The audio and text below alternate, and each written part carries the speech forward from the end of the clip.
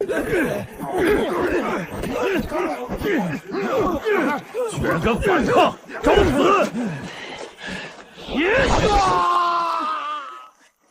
瘦是瘦了点儿，长得还挺水灵。巨爷，求求你了，不要啊！我穿越过来这个世界，靠挖野菜、抓田鼠、抠泥鳅活了3年。这里到处都在打仗，那些大人物今天收税，明天征兵，吃了败仗的溃兵，更是死命欺负百姓。不准动我妹妹！滚！这个世道烂透了。3年，我一直告诉自己忍着，活下去，说不定哪天能回去呢。可活着干什么？活着就是为了看着这些烂事，然后告诉自己习惯了。不，我要和你们这群畜生拼了！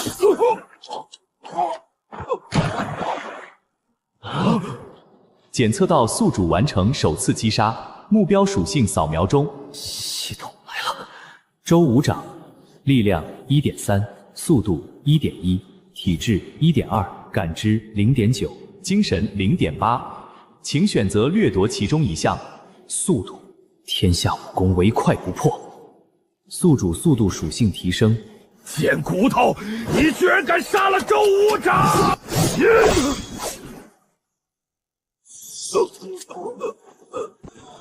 击杀成功，宿主力量属性提升。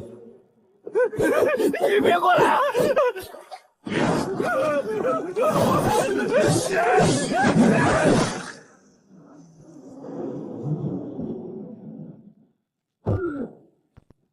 击杀成功，力量提升，力量 2.0 到 3.1， 提升 1.1， 3倍力量了！杀人了！救命啊！双杀，力量提升，速度提升，力量 3.1 到 4.2， 提升 1.1， 速度 2.0 到 2.9， 提升 0.9。大部队马上就来了，至少40个人。你们现在跑不远，他们有马，轻易就能追上。到时候只有死路一条。看见那片草丛没有？钻进去，找最密的地方躲起来。不管听到什么都别出来，我把他们引走。没动静了，你们再往山里跑。恩公，那你别管我，快走！快走，没时间了！快走啊！银子、干粮、水囊。通通拿走。这是姓周的马，本地矮脚马，不算好马，但比人快得多了。驾！敢杀我的人，追！别让他跑了！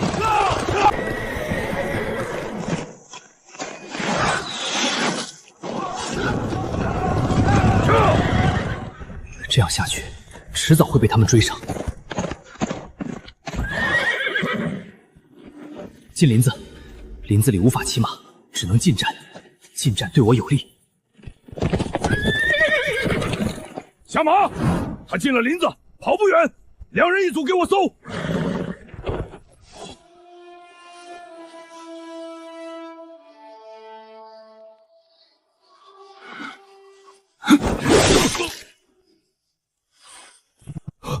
你找死！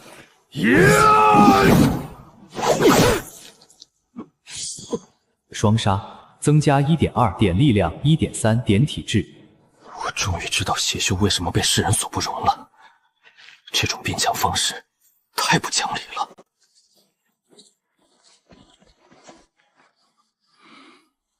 有血腥味儿。是你！我们好心留你一命，你敢恩将仇报？该不该死不清楚，但我知道，你们不配活着。师长，他立起前门，别迎接！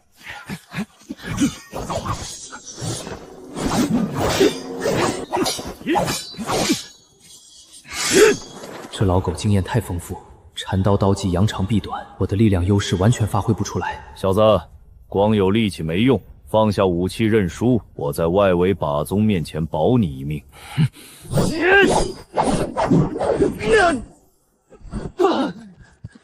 他每次接触都轻轻卸力，如果我不让他卸呢？什么？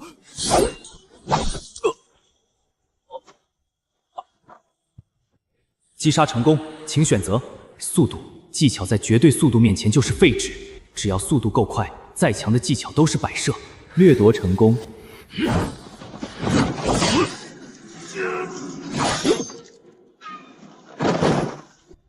击杀成功，请选择体质。掠夺成功。一群看家护院的狗，竟然能跟我的兵打得有来有回，看来这回遇到大肥羊了，就是有点难啃呐。诸位，听在下一言，你们要钱粮，车上有些可以拿去。若要硬拼，我的护卫没一个怕死的。你们已经死了10几个人，再拼下去，就算胜了，还能剩几个？现在退走，今日之事就当没发生过。死到临头还跟我讨价还价！哟，老黑，碰上肥瑶了。刀疤，你怎么在这儿？闻着你的骚味了呗。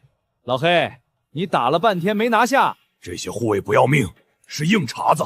那你运气好，老子来了，再硬都给他砍开。这锦袍的料子，这颜色，绝不是普通人家能有的。能招这么多护卫的，马车里肯定有女眷，多半是个细皮嫩肉的小娘子。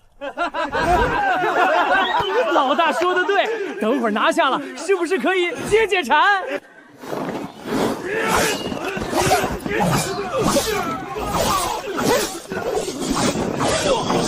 妈的，还是个练家子，这身段，这味道，越练越好，老子就喜欢这种。撤，往那边亭子撤。弓箭手，给我压住他！兄弟们，加把劲儿！现在他有多嚣张，一会儿就让他有多惨！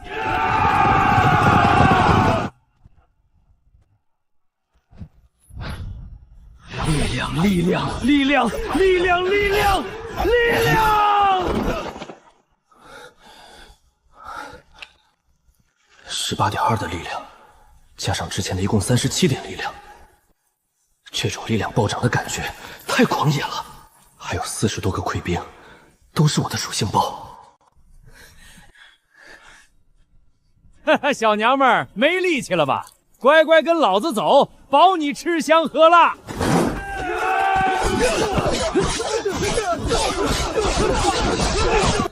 怪物，他是怪物，快跑啊！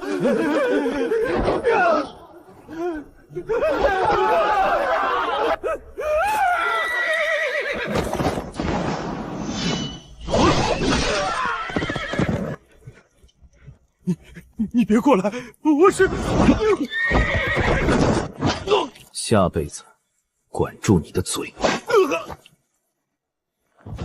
战斗结算，当前力量55.5，速度21.8，体质23.6，感知11.5，精神12.3。爽爆了！不对，我可是接受过9年义务教育的人，怎么能有这种想法？都怪这些溃兵，是他们奸淫掳掠，无恶不作。我这是在替天行道，我拥有的是正能量。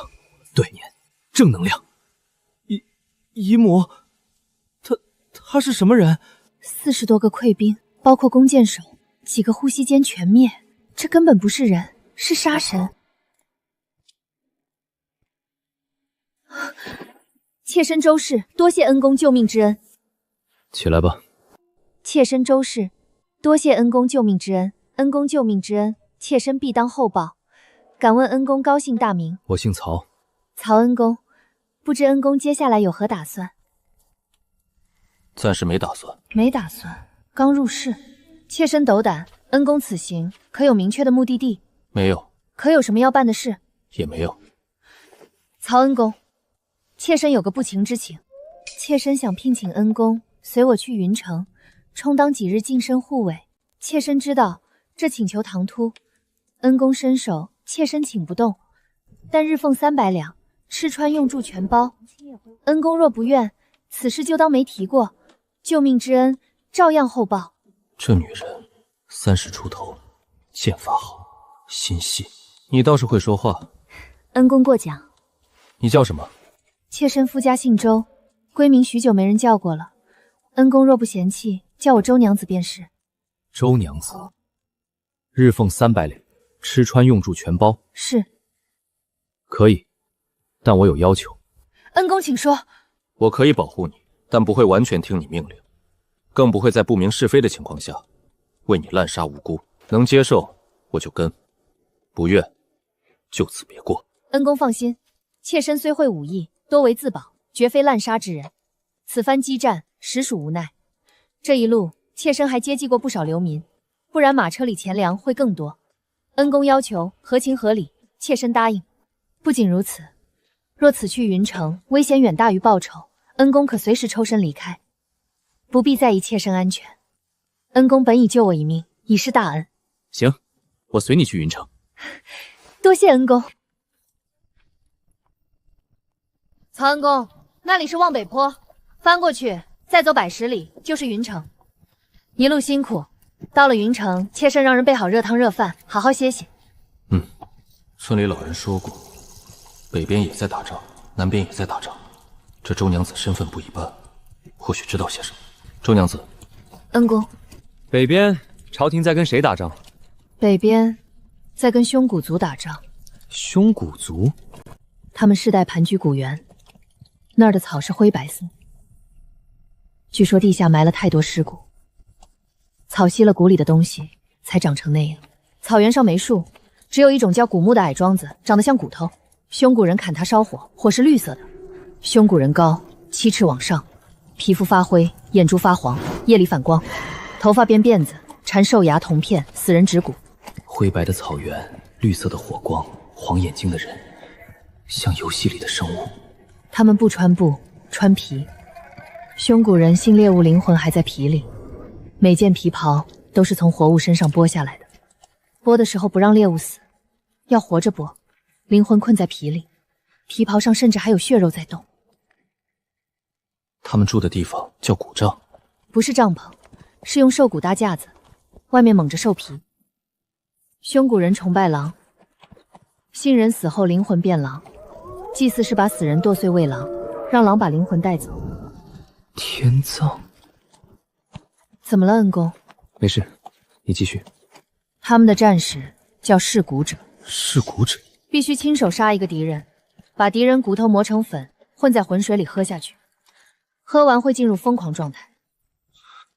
什么状态？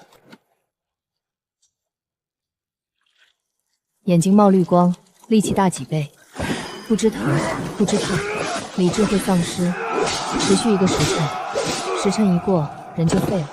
所以他们打仗，靠噬骨者冲在最前面，撕开阵型。是。狂战士敢死队。那南面呢？南边是苍茫山，那片山林不一样，树高10几丈，有的树干几10个人都合抱不过来。10几丈，上百米，树种不同。里面一些树会发光。发光？树本身？是，叫夜光木。树皮夜里发出淡蓝色的光。毛鲁人把皮剥下，贴在活动的地方。毛鲁人是什么样子？比咱们矮小精壮，皮肤褐色，眼珠黑，瞳孔大。很多人白天休息，晚上活动。他们住树上，藤屋离地3、4丈，进出靠藤梯，白天收起，晚上放下。吊脚楼高配版。他们崇拜灵，信山里每棵树、每根藤、每块石头都住着灵。进山要祭祀，砍树要祷告，不进就会在山里迷路。打仗呢？不列阵，不硬拼。官军进山，他们躲在林子里，一支箭从树上射下，人就没了。用什么武器？弓箭为主，箭头用独子枝叶淬的，伤口发黑发烂。还有一种箭，箭头是活的。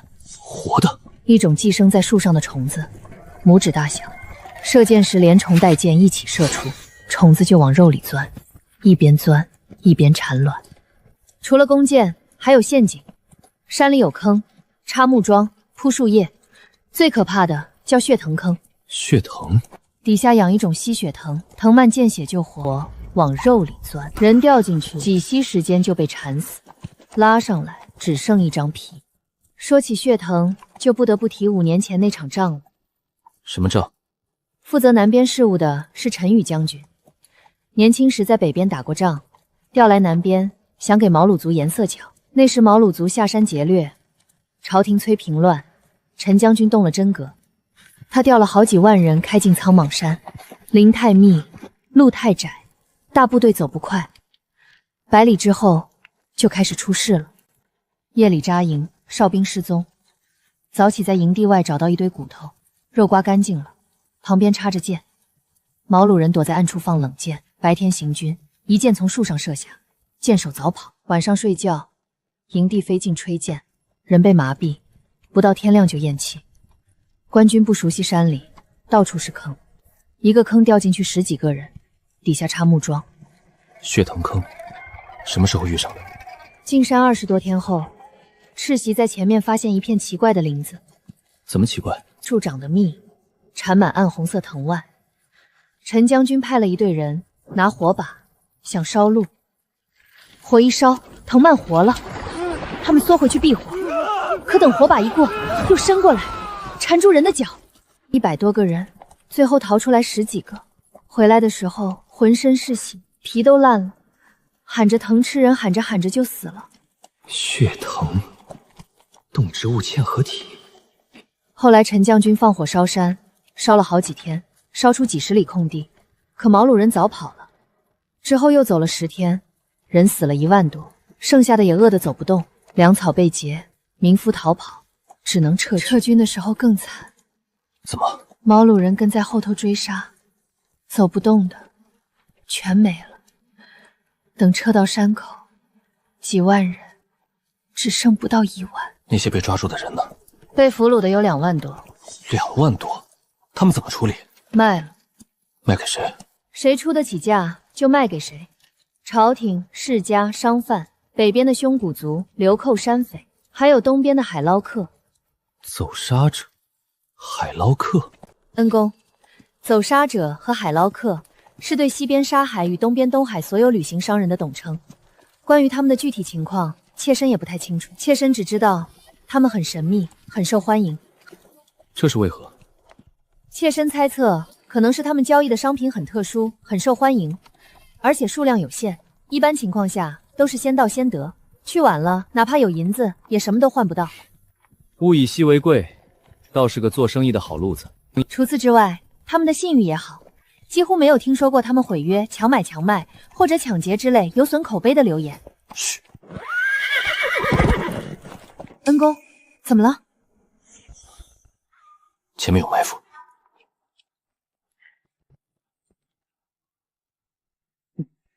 一木，我什么都没看见啊！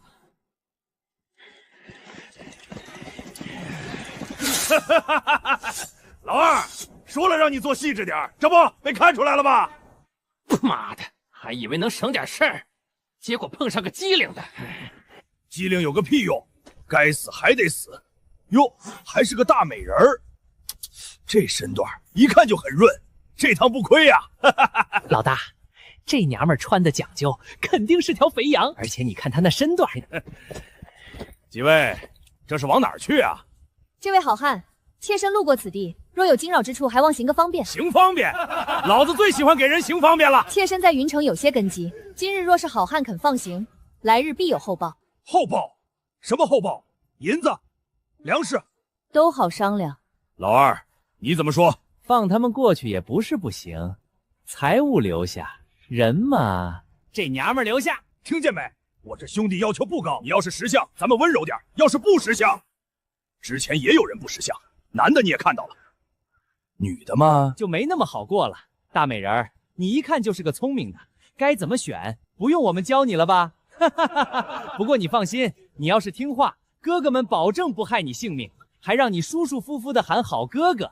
要是不听话，恩公，您需要我们做什么，尽管吩咐。不用。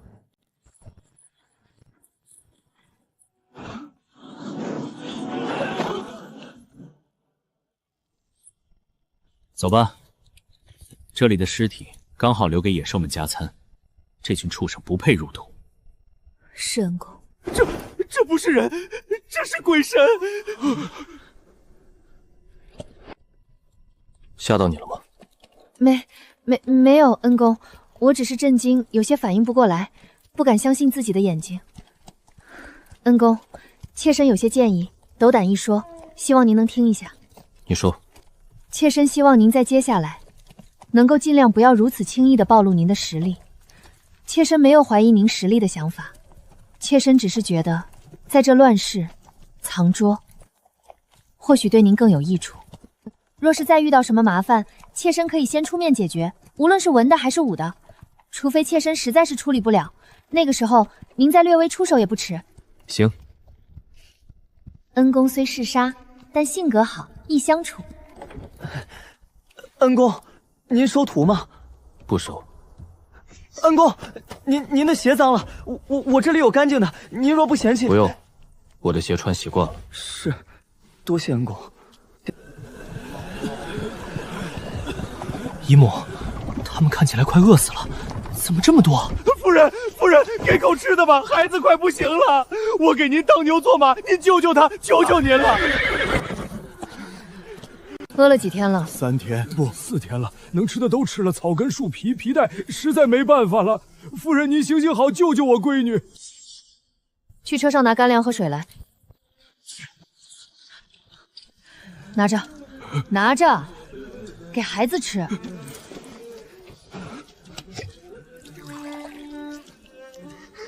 爹，有救了！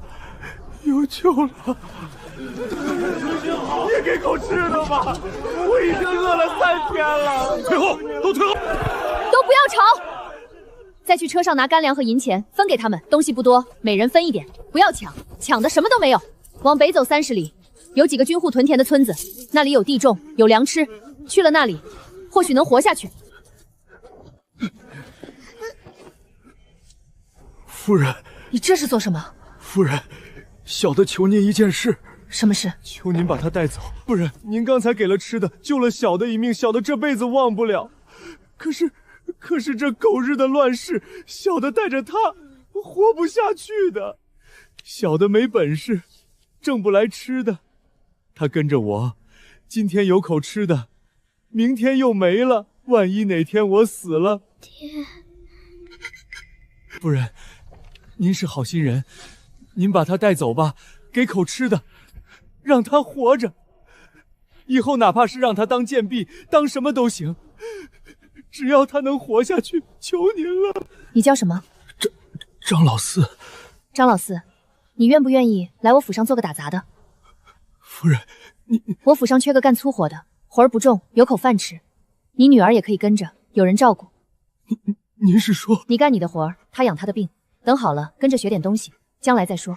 多谢夫人，多谢夫人，多谢夫人。行了，别磕了，起来吧。你女儿放到马车里去。夫人，这马车里暖和，她不能再吹风了。夫人，小的这条命以后就是您的。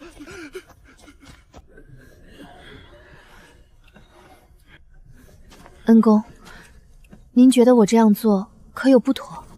你觉得这乱世是谁造成的？妾身没有仔细想过这个问题，不过恩公既然好奇，那妾身便说说自己的粗略剑法。在妾身看来，这乱世不是谁一个人造成的，而是一群人，一个大的群体。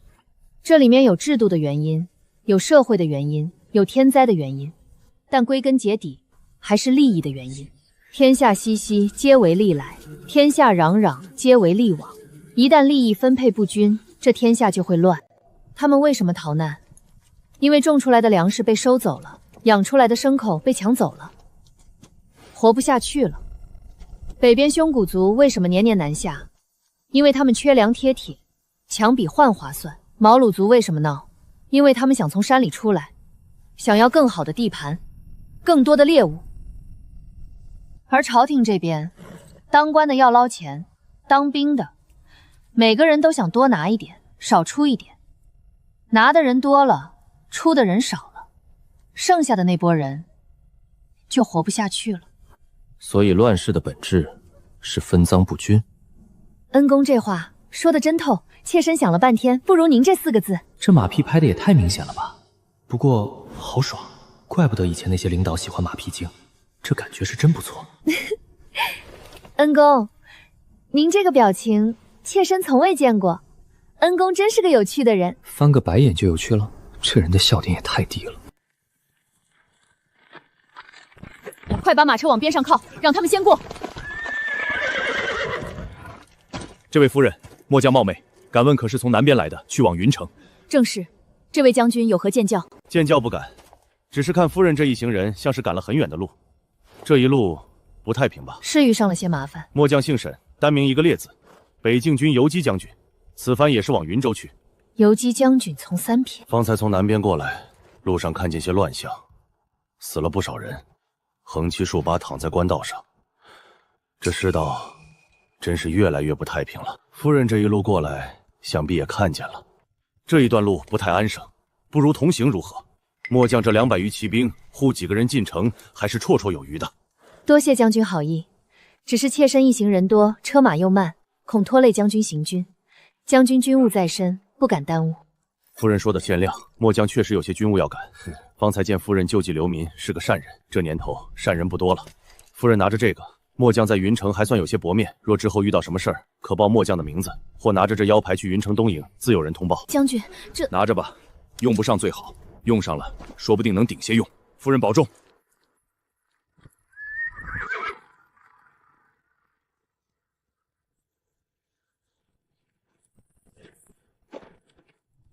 末将有一事不明。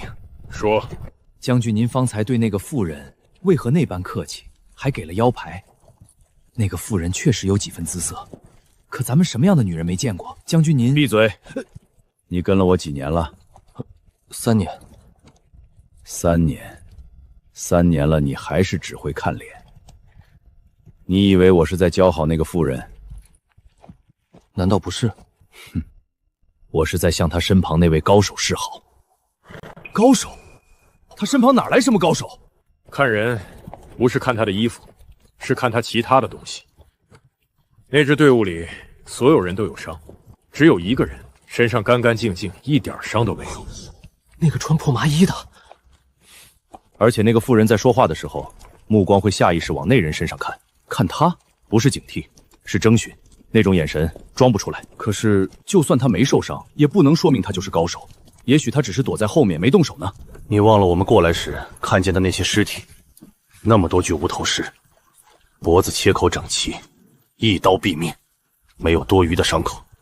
能做到这种事的人，杀人的时候手一定很稳。那个穿破麻衣的年轻人，他的手就很稳，骑在马上一动不动。你再看他手里那把刀，你不觉得跟我们看到的那些尸体上的伤口很像同一把凶器？而且你看他的眼睛，他看我的时候，眼睛里没有任何情绪，就是平静。我在军中20年，见过不少人，能杀人的眼睛会发狠，杀过人的眼睛会发冷，可那个年轻人的眼睛不是冷，是空，就像他杀的不是人，是鸡，是鸭，是路边的野草。你觉得他是傻子吗？将军，既然您要向那高手示好，为何不直接跟他说几句话，或者也给他一块腰牌？你想想，他为什么穿得跟流民一样？那些护卫穿着统一的衣服，那个小公子穿着锦袍，那个妇人更是衣着讲究。只有他穿得破破烂烂，站在人群里，你第一眼根本不会看他。这说明什么？说明他在藏拙。这种人最忌讳被人当众点破。我若走过去，当着所有人的面对他说“阁下好身手”，他只会觉得我是个蠢货。那您对那个妇人示好，他就能明白。将军，您刚才说的这些都是看书看来的，不然呢？那我回去也看看。看吧，免得一辈子当匹夫，被人卖了还给人数钱。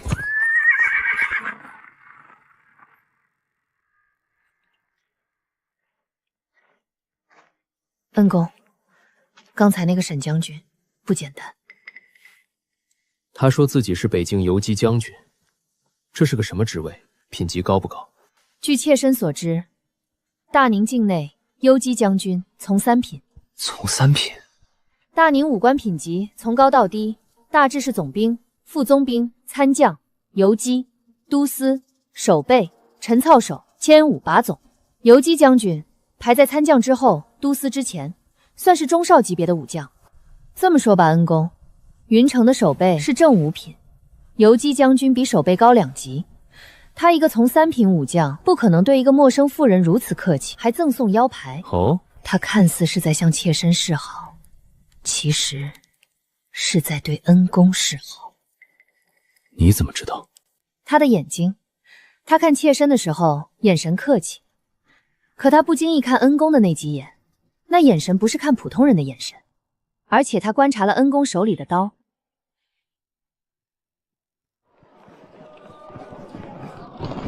站住，例行盘查。君爷辛苦。家里小辈病了，急着进城探病，不料路上遇到劫匪，遭遇了一番恶战，一路赶得急，没来得及收拾，还望君爷行个方便。进去吧，别在城里惹事儿。多谢君爷，多谢君爷。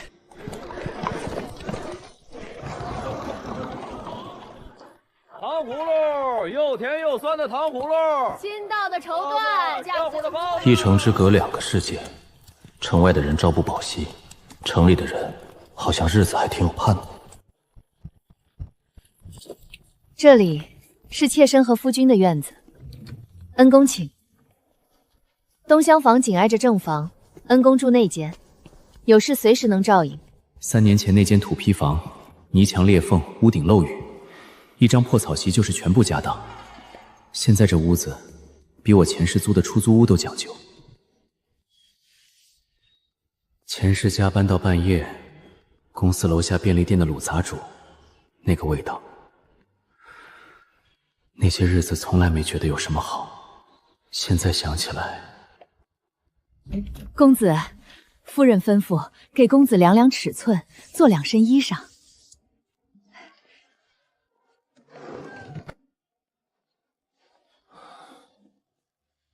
终于像个人了。力量66倍，速度32。啥？是呀，可这感知16倍，精神17倍，到底是个什么玩意儿？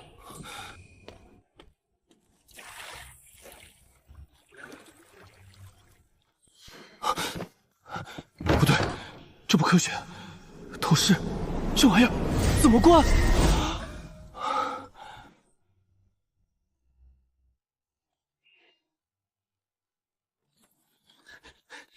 今天的云真白。我不是变态，我不是偷窥狂，这是系统的锅。感知16倍的副作用，没人告诉我会这样啊！这是李记布庄，云城最大的，那是张记粮店，他家的米比别家便宜2文。那边是茶楼，说书的刘先生讲的最好，改日带恩公您来听听。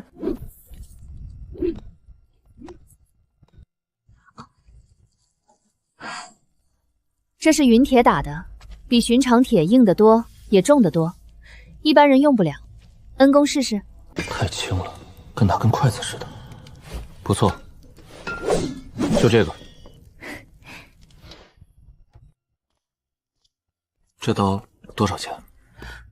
恩公救了我的命，一把刀算什么？不能闭眼，一闭眼，那些画面就自动往外冒。白天那些全存在脑子里了。做数学题，从1+1开始算，1+1等于2，2+2等于4。不行，太简单了，问计算。对，来点有难度的，顶积分的几何意义、富伊特变换、拉莫道斯变换等等。这个猜想，如果从这个方向切入，取一个特殊值代入，好像能推。算了，先睡吧。恩公，您怎么不说话？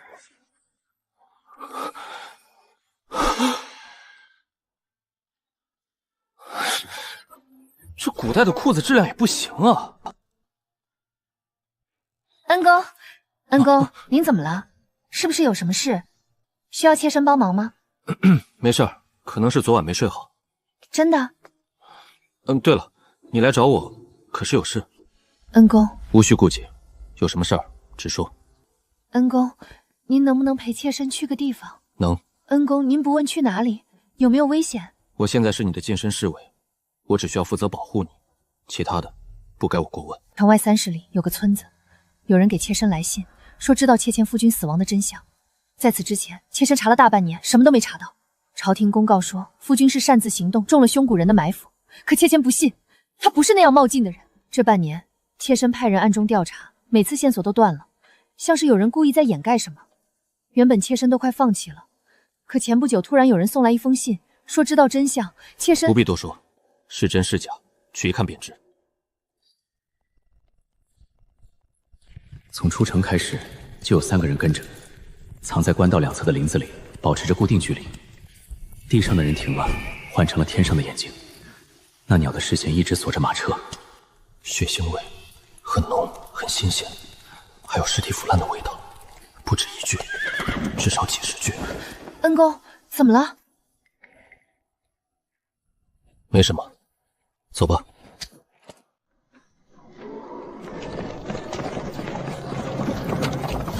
恩公，快走，这是陷阱！女人漂亮，他带走，他们杀了。鄙人高一头黄铜，面涂花纹，骨质武器。之前只听说过，这回算亲眼见了。同样是人，差别竟然这么大。前世那边无非就是肤色不一样，这时也倒好，快跨物种了。300余骑全速赶来，那鸟、这些凶蛊人，还有那批正在赶来的黄雀，是一体的。凶蛊人屠村，我们撞上，然后官兵恰好赶到，凶蛊人被灭口，我们被当成屠村凶手，一石3鸟。以前小时候看电视剧，隔着屏幕拿里面的坏人没办法，只能气得牙痒痒。现在我在屏幕里了，我倒想看看这些坏人怎么逃出去。杀！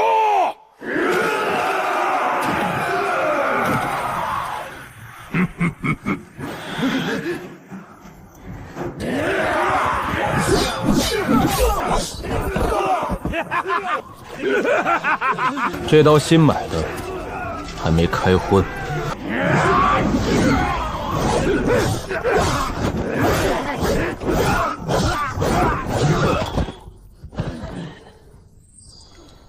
这刀不错。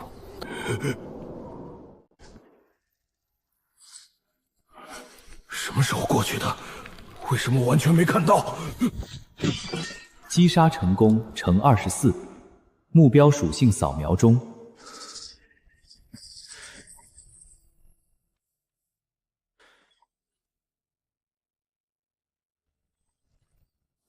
这凶蛊人确实普遍要比大宁人强，力量平均值1.9至2.1，体质平均值1.6至1.7。宿主是否执行掠夺？力量18，体质6，掠夺成功。当前属性：力量100.9，速度32.8，体质38.4，感知16.3，精神17.4。爽，24个，加上之前的，快接近200了吧？就像前世打游戏，刚拿了个5杀，手还在抖，就已经在等下一波团战了。富强、民主、文明、和谐、自由、平等、公正、法治、爱国、敬业、诚信、友善，压不住，我怕自己会转身把看见的活物全杀了。稳住，我是接受过9年义务教育的人，要坚持原则。该死，诱惑太多，刚压下去的火又要破功。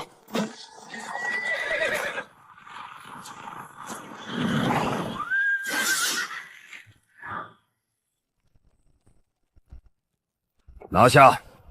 屠村凶手一个不留，胆敢反抗，就地格杀！这位大人，妾身有话要说，我们不是凶手，这些凶蛊人才是。我们刚到，他们就冲出来要杀人，我们只是自卫。自卫？20多个凶蛊人被你们几个人杀成这样，你是欺我未曾亲眼所见，还是欺我无知？全都抓起来！那个凶蛊人就地格杀！你们和那个大宁官是一伙的，这一切都是你们设计好的！你们让我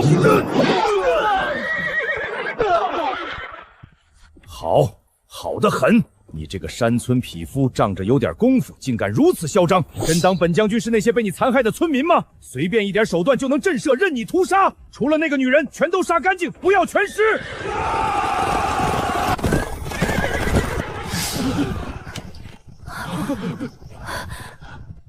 本想请大家吃个瓜，结果你们非要问我这瓜保熟不？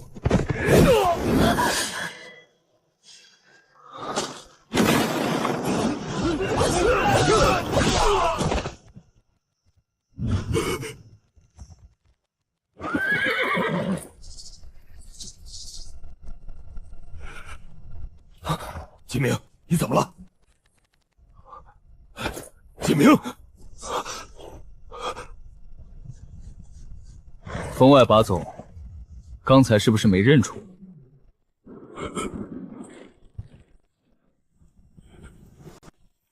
饶命！求您饶我一命！是我狗眼看人低，是我有眼不识泰山，我的错，我改。求您别杀我，我不想死。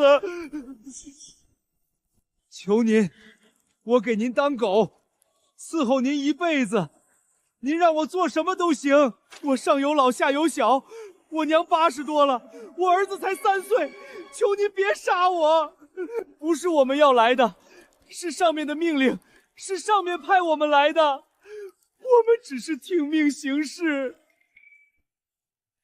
接下来他们交给你了，我想他们应该有你想要知道的东西。把你们知道的一切都说出来，我不对你们动刀，否则你们今晚走不出这个村子。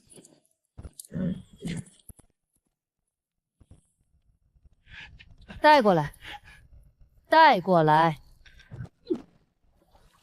谁让你们来的？一个大宁官，我不知道他是谁，从来没见过，都是中间人传话。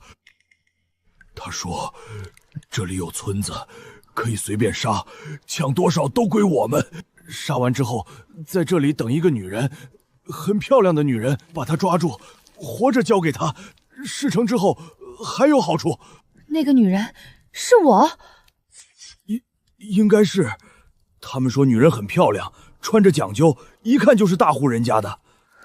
那个中间人长什么样？每次来都蒙着脸，看不清，但听口音是云城人。继续说，把你知道的全部说出来。是，我说，我与你们云城的官员一直都有联系，每次他们有见不得光的事情，都会联系我们动手。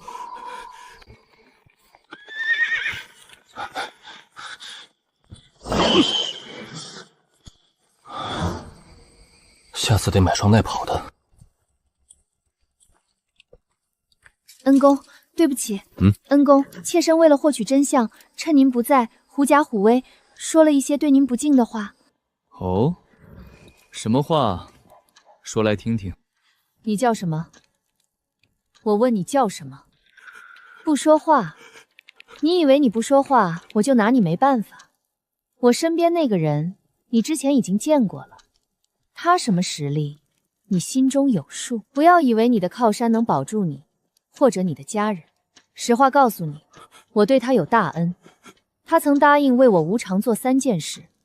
像他这样的人，重承诺，言必行，必果。若你不识时务，我就求他去查你的家人，你的祖籍，你的父母妻儿。你听好，届时我会让他把你的父母、你的妻儿、你的兄弟姐妹、你的7大姑8大姨、你的9族亲戚，连你祖坟里的每一根骨头都刨出来，挫骨扬灰，让你死后无颜见列祖列宗，让你成为家族的千古罪人。死了到下面都要被钉在耻辱柱上，日日夜夜受尽折磨。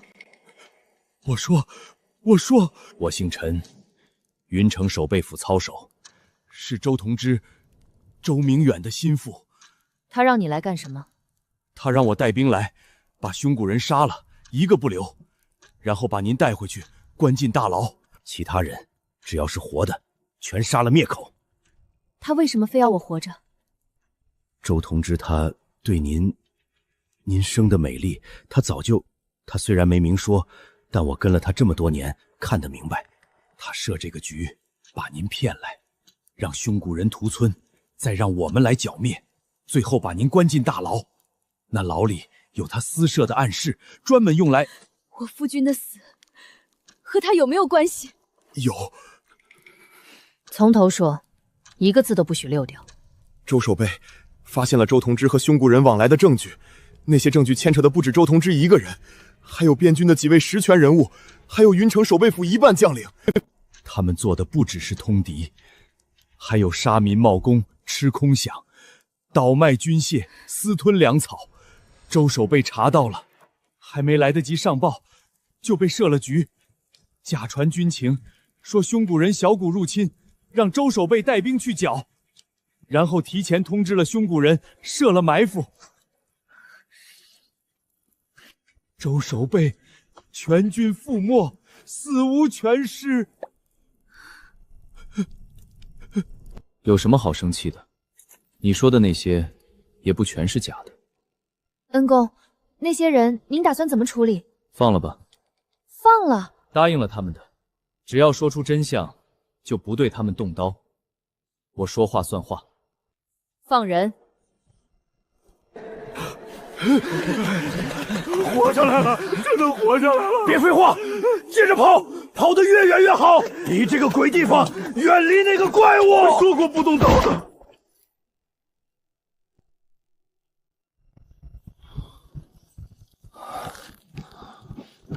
200多倍力量，150多倍速度，140多倍体质，这身体不像人了。还得装人，不然怎么办？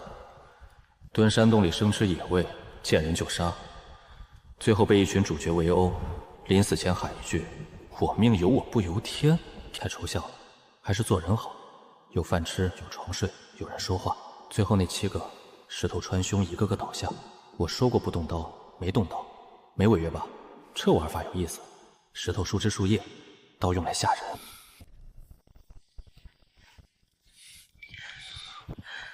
恩公，嗯，非常感谢您最近几日对妾身的关照和保护，妾身感激不尽。晚些等子君他们赶上来，我就把报酬结给您，马车也好，其他东西也好，您要什么，妾身就给什么，然后就此分道扬镳吧。恩公，您想不想知道我跟我夫君的故事，还有我这次来云城的真实目的？你若不介意，那便说来听听吧。我嫁给他那年18岁，他是云城的守备，来明城公干，在沈家做客。我躲在屏风后面偷看他，被他发现了。他什么都没说，只是笑了笑。那时候我想，这个人真好。成亲12年，他大多数时候都对我挺好，每年都会抽时间回云城那个院子陪我。偶尔写信，信不长，但每封我都留着。1年前，他最后一次回来，走的时候说，这次去边关可能要久一点，让我在家等他。最后，等来的却是朝廷的通知。朝廷说他急功近利，擅自行动，中了匈古人的埋伏，战死了。他这个人，我了解，谨慎周全，从不冒进。说他急功近利，擅自行动，我第一反应就是他的死有问题，所以我假装回了迷城，暗中开始查。查了大半年，派了3波人出去。第1波失踪，第2波死在路上，第3波逃回来2个人，说根本查不到，每次有点线索就断了，像有人故意在拦着。我告诉他，我觉得我夫君的死有问题，我把原因都写了，求他帮我暗中调查。他回信了，信里说让我放心，他一定帮我查个水落石出。他说他是我最大的靠山，他就是那个设局害死我夫君的之一。我写的每一封信，他都看了，我查到的每一条线索，他都知道。我在明处，他在暗处，我查什么他就拦什么。我以为是敌人太狡猾，实际上是我太天真，我竟然求凶手帮我查凶手。你既然叫他叔父，他又姓周，那说明他与你夫君的父亲是兄弟。这等亲密关系，他为何要害你夫君？他勾结匈古人，倒卖军械，私吞粮草，杀民冒功，吃空饷。我夫君查到了证据，还没来得及上报，就被他发现了。于是他假传军情，说匈古人小股入侵，让我夫君带兵去剿。匈古人提前得到了通知，设了埋伏，最后全军覆没，一个都没回来。你知道最可笑的是什么吗？他觊觎我，他是我叔父啊，他竟然觊觎我！他设那个局不只是要灭口，还要把我抓回去，关进他私设的暗室，满足他的兽欲。这剧情熟悉，变态长辈哪个世界都有。接下来你打算怎么办？我一个寡妇能做什么？告到京城，京城离这里2000多里，我连城门都进不去。就算进去了，那些人会让我活着见到陛下。就算见到陛下，又能怎样？那些人位高权重，一句话就能让我满门抄斩。我娘家沈家在明城算是大户，可那是做生意的人家，能和手握兵权的边军硬碰硬。无论我去赴约，还是让子君回去收拾细软，带着下人们连夜逃离，这些全都有迹可循。他们只要把线索联系起来，我有100张嘴也说不清。从我决定去查真相那一刻起，我就已经步入了一个死局。恩公，您知道吗？其实我不怕死，这世道我见过太多死人了。可是我不忍心让娘家被牵连进来啊。我父亲今年60多了，兄长有3个孩子，小妹还未出嫁，他们什么都不知道。这天底下从来没有什么公道，盛世尚且如此，这乱世更不用说了。冤死一个人，死一家人，都是常事。我夫君被设计害死，我认了，至少我娘家还在。可现在，因为我的鲁莽，我娘家可能也要保不住了。他们都会因为我而枉死啊！恩公，您说我是不是错了？是不是很没用？我问你几个问题，你查你夫君的死是因为什么？因为我不信他是那种冒进的人，更不信他会死得那么草率。那你查到的真相证明你的怀疑是对的吗？对。你派人去查，不断受阻，可你还是继续查，是因为什么？因为那是人命，不能白死。无论是我的夫君，还是那些帮我查案的人。你写信给你叔父，是出于什么？我以为他是亲人，会帮我。那不是以为，那是事实。他就是你叔父，是你亲人，你信任他，这种亲情的本能没有错。错的是他那扭曲的灵魂，以及对叔侄关系的亵渎。你刚才说边军有权，守备府有事，这些东西你从一开始就知道，对吗？那你还是来了。你知道有危险，知道可能查不到，知道就算查到了也斗不过他们，可你还是来了，因为那是你夫君。这不是没用，这是有胆。你刚才说你不怕死，但怕连累娘家。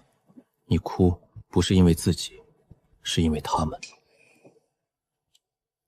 这世道，多少儿死的时候想的都是自己，而你感觉自己快死的时候想的却是别人。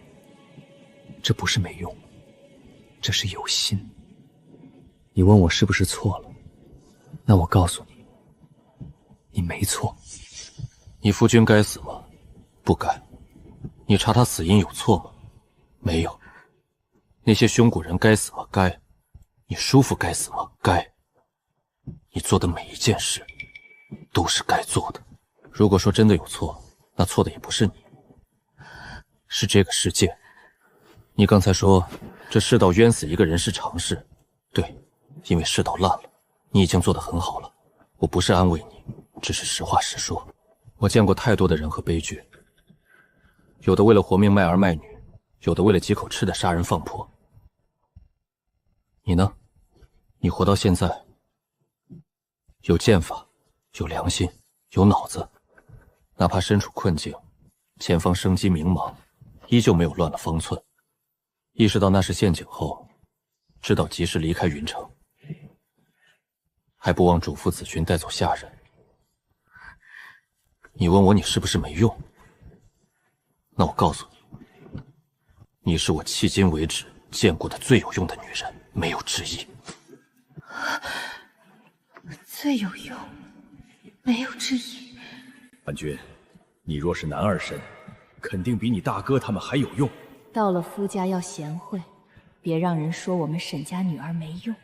娘子持家有用，我很放心。从来没有一个人这样说过我，不是贤惠，不是持家，而是有用，最有用，没有之一。恩公，您刚才那些话是谁教您的？没人教。不可能，您说话的方式和我见过的所有人都不一样，就好像您不是这个世上的人。我人都在这里，不是这个世界上的人，能是哪个世界的？不管您是哪儿的人，我都无比感激您。不用这样。恩公，您刚才说我是在这烂世道里还能想着别人的人，那恩公您呢？您在这烂世道里杀人那么厉害，可您对我、对护卫、对张老四，您也在想着别人。我是因为你对我好，所以才有此疾吧。你对我好，所以我对你好，这就是我与人交往的基本原则。就这么简单？就这么简单。恩公，您那个最有用，能再说一遍吗？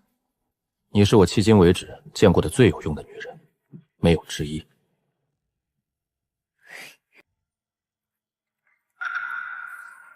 去找你的伴儿。20年了，从没见过这样。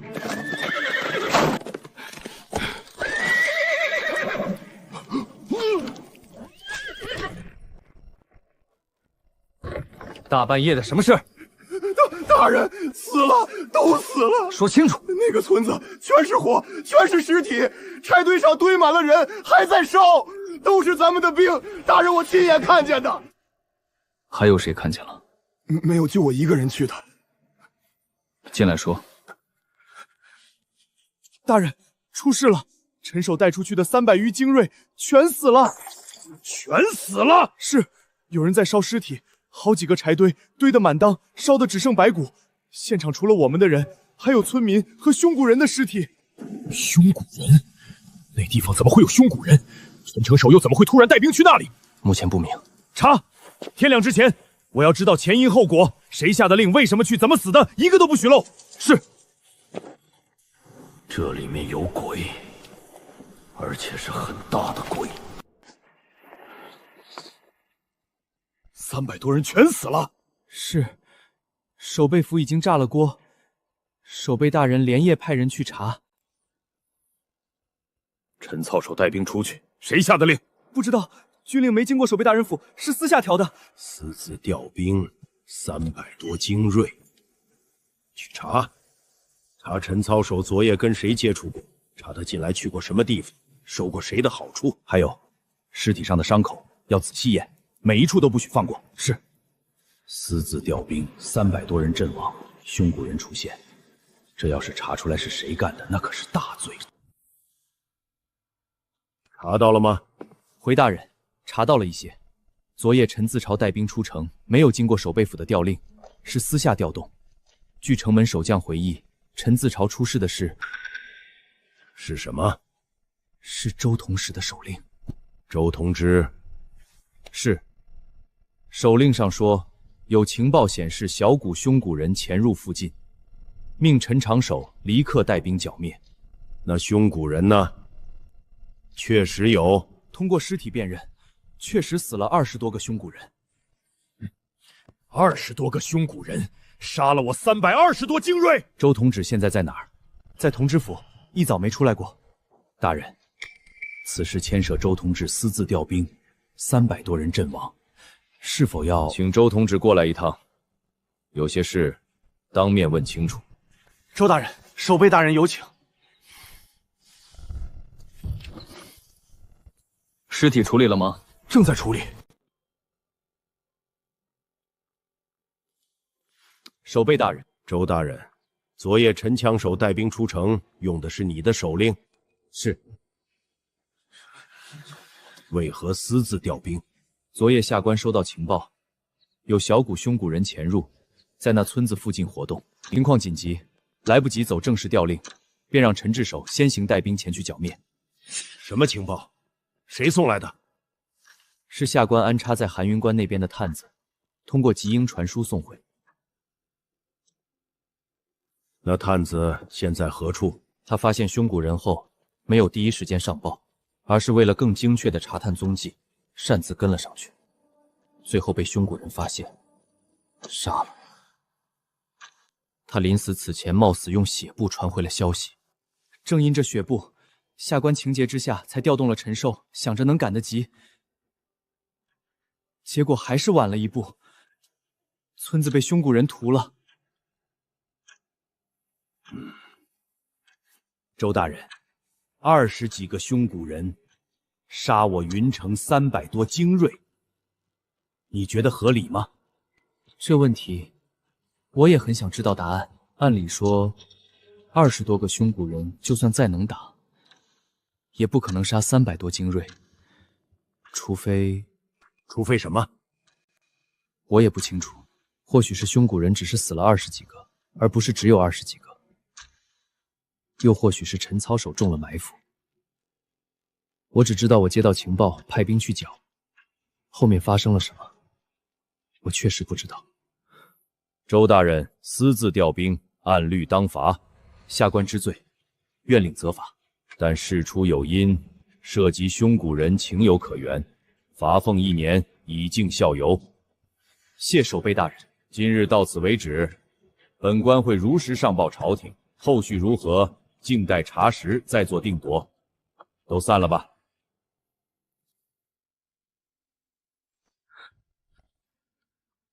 60多个人，平均属性按1算，就是60多滴。要是跑了，跟丢钱有什么区别？停！发了，这回真发了！老大，你看那马车的木头和轮子，一看就是大户人家，里面肯定有货。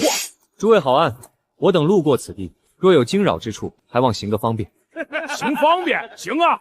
把马车留下，人滚蛋，老子就给你们行个方便。好汉，你若非要得寸进尺，那就别怪我等不客气了。兄弟们听见没有？这小公子说要对我们不客气。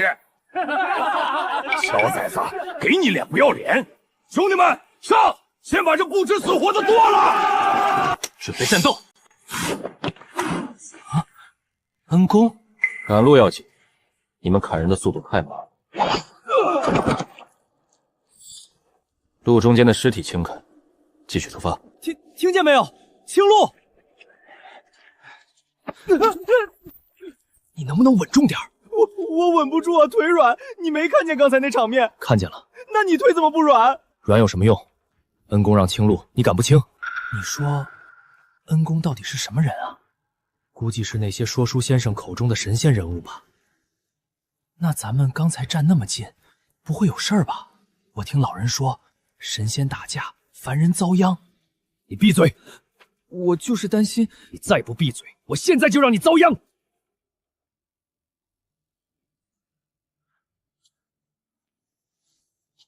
你怎么不怕？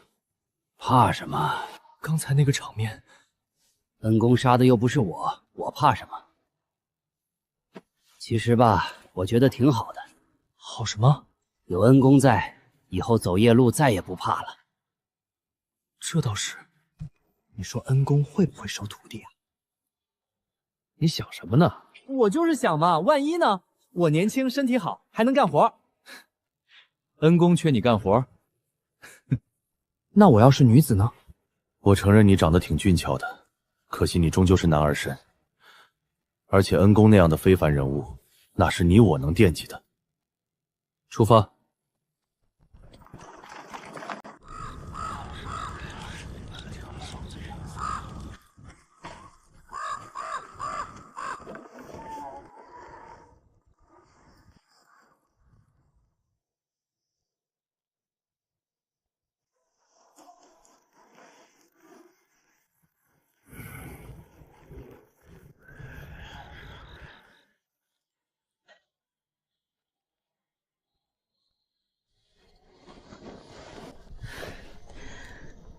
又睡不着？怎么了？恩公，我能跟您说说话吗？妾身以前睡不着的时候，娘亲也会问我怎么了，我就说没什么，就是睡不着。她就会把我揽过去，说：“那我陪你躺着。”他是在暗示我该怎么做，把他拢过来。如果会错意，就尬住了。后来他去世了。我睡不着的时候，就一个人坐着，坐着，天就亮了。今天不一样，有恩公在，我坐在这里，忽然不那么难受了。刚才大概率没会错意，但时机过了，再伸手就太奇怪了。恩公，您知道吗？有时候我觉得您真的不像这个世上的人。您看事情的方式和别人不一样，杀人也好，救人也好，都很平静，好像这世上没什么能让您慌的。这几日，我其实一直在观察您。恩公，您杀人的时候很快，很利索，从不多砍一刀，也不少砍一刀，总能让敌人死得刚好。我第一次见您杀那些溃兵的时候，我以为您是冷血的，杀人不眨眼，脸上什么表情都没有。可后来我发现我错了，您对那些护卫，对那些流民是不一样的。您给他们吃的，您让他们活下来，您不看他们的身份、背景，您只是单纯的把他们当是人。这世道，我见过太多人了。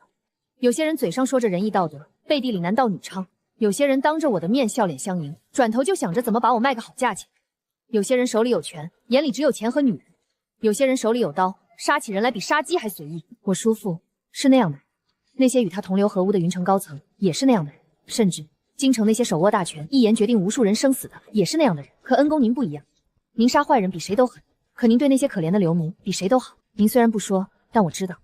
恩公，您知道吗？在这个世道，大多数人是把人命当数目的，死100个、死1000个、死10000个，对他们来说只是奏报上的一个数目。可对恩公您来说，并非如此。那些匪徒冲过来的时候，您出手是因为怕护卫受伤；小花快饿死的时候，您眼神中有怜悯。若当时妾身不答应，您肯定也会收留他。那些流民跪着求食的时候，您什么都没说，但您一直看着他们，无言，却已经表明了您的态度。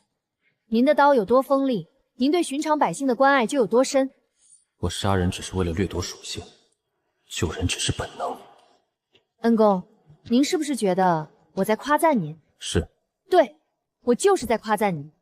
恩公，我是认真的。妾身活了32年，见过的人数不复胜数。有些人我见第一面就知道他是什么人，有些人相处10年也看不透。可恩公您，妾身看不透，但感觉得到，您身上有一种东西，是妾身在别人身上从来没感受过的。是什么？许是惜命，又或是求个周全。与您相处，无论何时，皆觉心安。有您在，无论何处，妾身便无所畏惧。溃兵也好，朝廷也罢，都不足为惧。这话耳熟，现在楼塔太晚了。恩公，您是否在想，妾身这话莫不是在暗示您什么？您放心，妾身不会缠着您的。什么意思？恩公，您知道我为什么告诉您这些吗？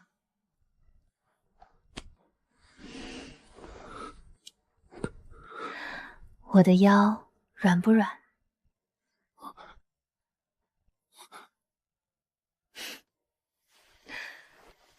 软就对了，您的心其实也这么软。谢您恩公，每次跟您攀谈，妾身都很欢喜。妾身先回去了，您早点休息。我去，我是不是被调戏了？他这是在报答我吗？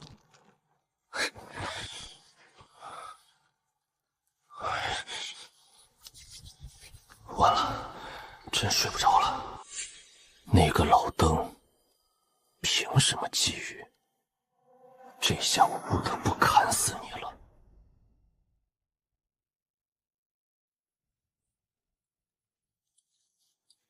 300级，速度快，是神力。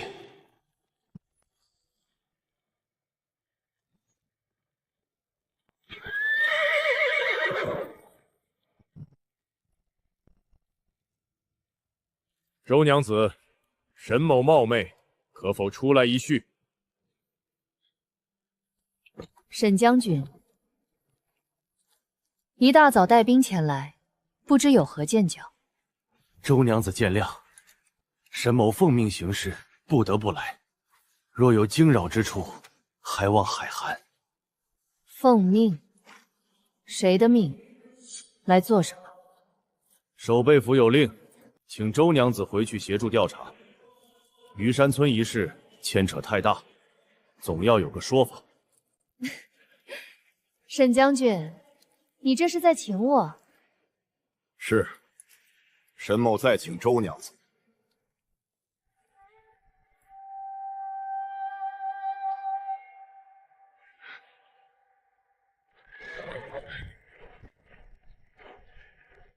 这位公子又见面了，当真是有缘啊！沈将军，客气。不客气不行啊。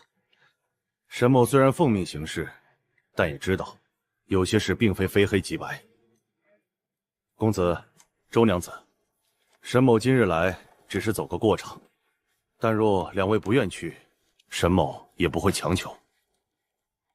沈将军，你这话……周娘子不必多想，沈某只是觉得这件事疑点太多。那个村子为什么会被屠？陈昌守为什么会带人出现在那里？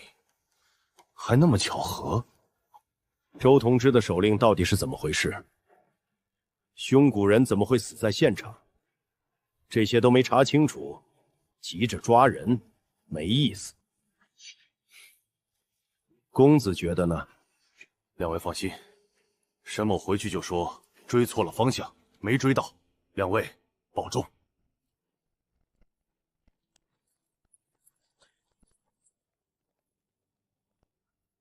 恩公，他聪明人。将军，末将有一事不明。说。咱们就这么撤了？这趟差就这么作罢？对方区10数人，哪怕那个年轻人真是高手，咱们300多人，硬取也能拿下吧？哼，硬拿？对呀，咱们人多，全副武装，有弓弩。陈操手那300精锐，比咱们如何？单论战斗力，肯定比不上咱。但若是生死厮杀，咱肯定也会有所死伤。那你知道他们怎么死的吗？我亲自去过现场，那些尸体烧了很多，但也有没烧的。没烧的尸体，我怎么不知道？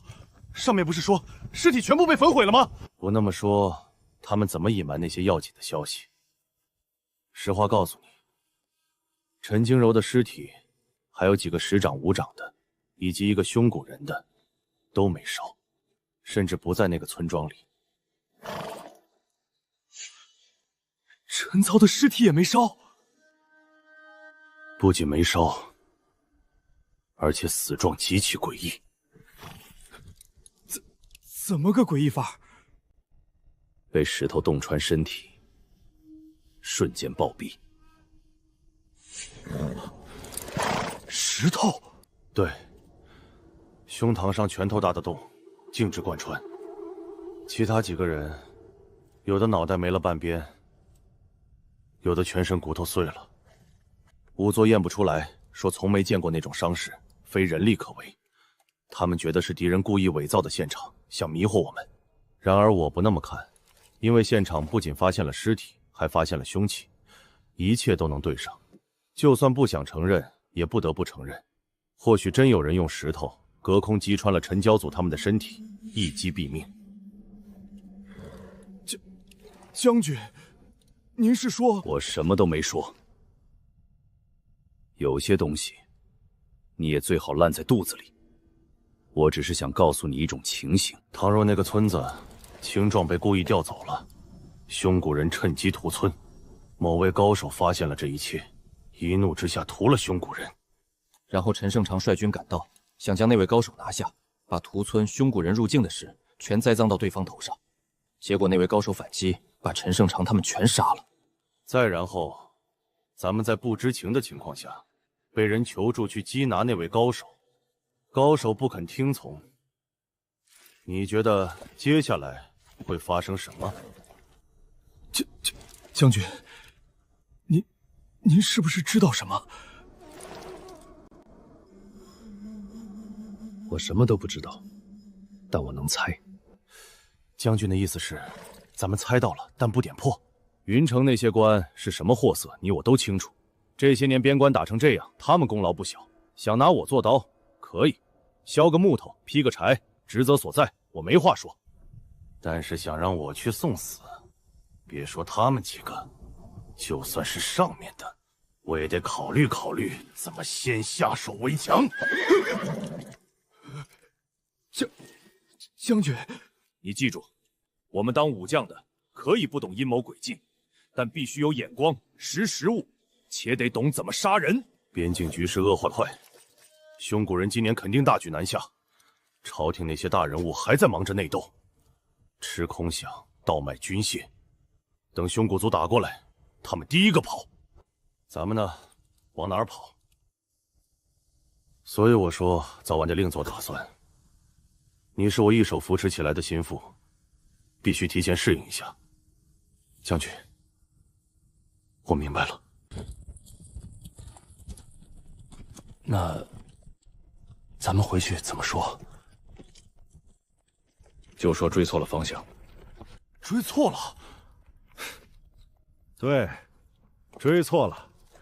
山高路远，雾大天黑，追差了道，很正常。将军，您这借口未免太过敷衍。敷衍？是他们先糊弄我们的。陈重守的尸体藏着不报，匈古人的伤口瞒着不说，周同金使那些破事捂得严严实实。他们拿我当刀使的时候，怎么不想自己敷不敷衍？哼，若不是守备府上报了虞山村案，上面有令让我协调相助，你看我理不理他们？将军英明，追错了，就是追错了。走吧。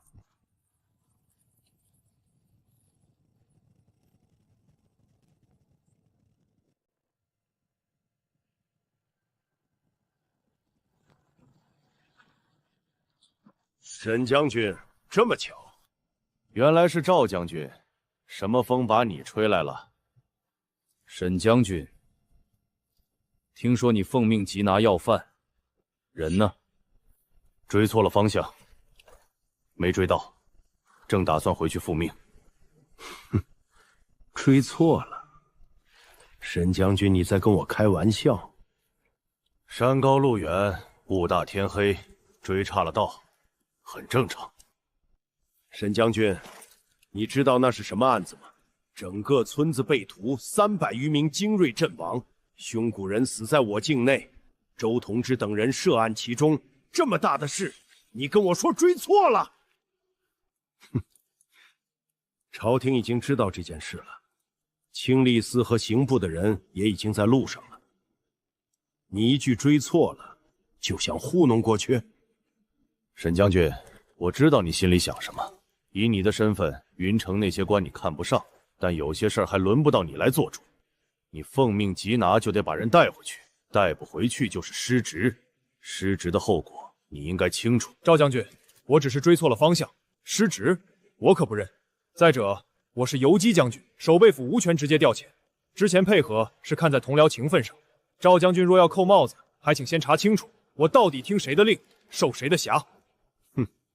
既然沈将军找不到路，那就让开吧。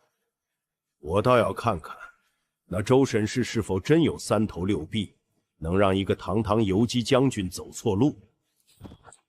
出发！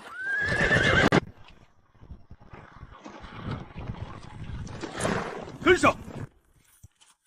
将军，咱们不是要回去复命吗？怎么又……别多问。吩咐下去，除我之外，所有人只许看戏，不许多嘴，不许动手，更不许有任何挑衅行为，眼神都不许有。若有违者，军法处置。你不是一直很好奇我之前的猜测有几成可靠性吗？以赵风行那个性格，不久后你就可以亲眼见证了。哼，他以为他是捡了个大便宜，其实是要跌个大跟头。明白，末将这就去传达。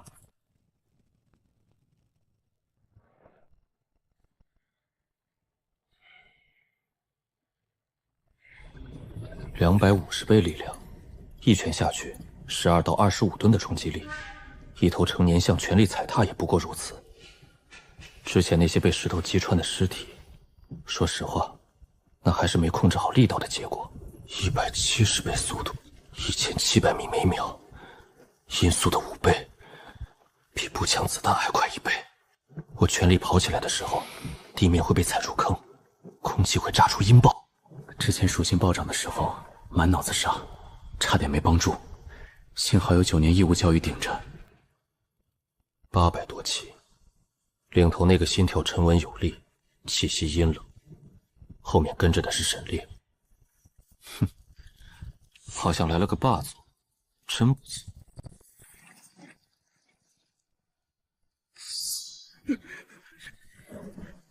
所有人听好了，放下武器，原地跪下，不得反抗。周审事，出来领罪。妾身在此，这位将军有何贵干？哼，有何贵干？周审事，你屠戮村庄，勾结凶骨人，致使陈强手和320余名精锐战亡，罪大恶极，还敢问我有何贵干？欲加之罪，何患无辞？将军若有证据，妾身无话可说；若无证据，证据。拿下，绑起来！且慢，沈烈，你什么意思？没什么意思。就算要抓人，也要给人说话的机会。此案尚未定论，周审事只是嫌疑人，还不是犯人。将军当众拿人，总要给个说法。说法？沈烈，你也配教我做事？不敢，同为将军，我只是履行职责而已。你追丢了人，故意说走错了路，我不追究，因为我知道你在敷衍什么。现在我要拿人，你跳出来拦着，什么意思？你是想造反吗？让开！沈烈，我最后说一次，给我让开！好，很好。拿下！一起给我拿下！放肆！谁敢动将军？沈烈，你以为你拦得住我？就是这个味儿，够冲！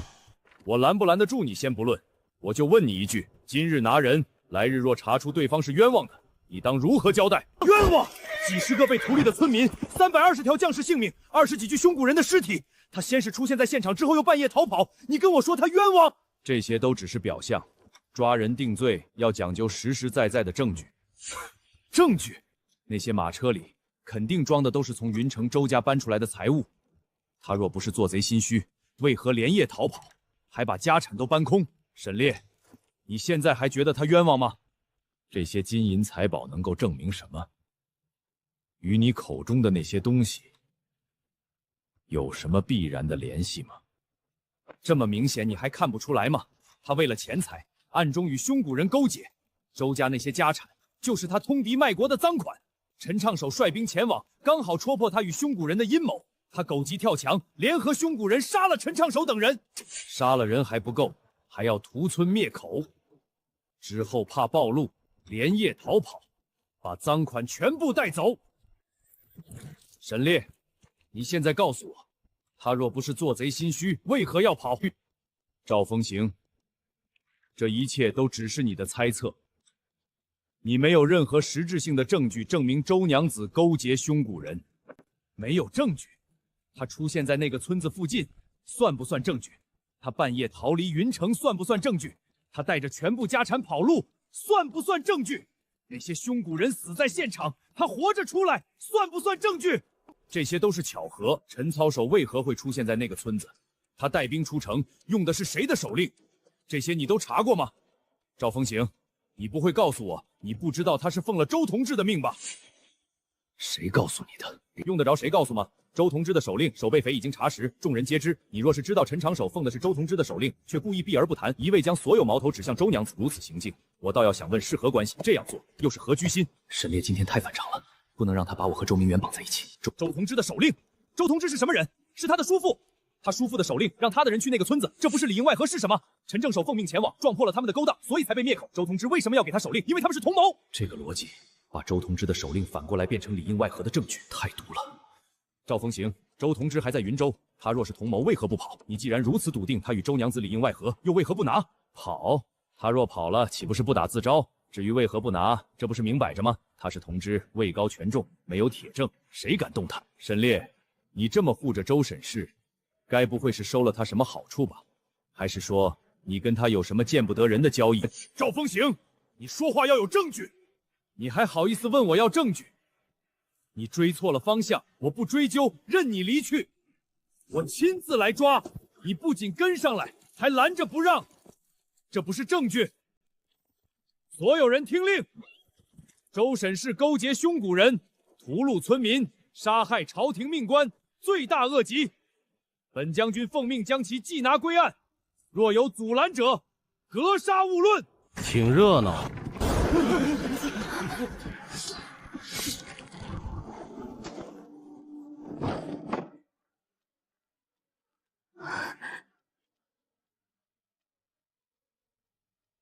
恩公既出，姨母无忧矣。没事了，恩公出来了。闺女别怕，恩公出来了。这位将军，你知不知道，你口中那个陈器手，其实是周同氏的心腹？这年轻人，谁？这种事是能随便当众说的？如果你那么肯定周娘子有罪，且你之前说了他们是同谋，那按照轻重缓急，他叔父周同志是不是更应该先定罪？嫌疑最大的那个没抓，你跑来抓一个妇人，也不知道害臊。你是什么东西，敢这么跟本将军说话？你说他勾结凶骨人，那凶骨人为什么也死了？你说他屠村灭口，他跟那村子的人素不相识，也无恩怨，有何动机？再者，他一个妇道人家，哪怕会些武艺，也不可能以一敌十。且人非家畜，打不过，知道逃吗？最后你说他半夜逃跑，那他为什么不往北跑，不往东跑，不往西跑，偏偏往南跑？往南是他娘家，你见过哪个犯人往自己娘家跑的？赵将军，你是不是觉得没有证据，仅凭听起来有理的推测就可以随便抓人？亦或者说，凭你这身衣服和官威，哪怕所有人都知道你是在乱来，也不敢有人站出来揭穿你？到时候把人抓了，各种刑具一上，是非黑白还不是由你说了算？现在最大的嫌疑人是谁？是你口中那个给了手令的周同之。他私自调兵，他让陈清守去那个村子，他和凶骨人有没有勾结？他这些年吃空养倒卖军械的事儿查没查？这些你都不问，你跑来抓一个寡妇？将军就是这样当的，柿子专挑软的捏。你懂什么？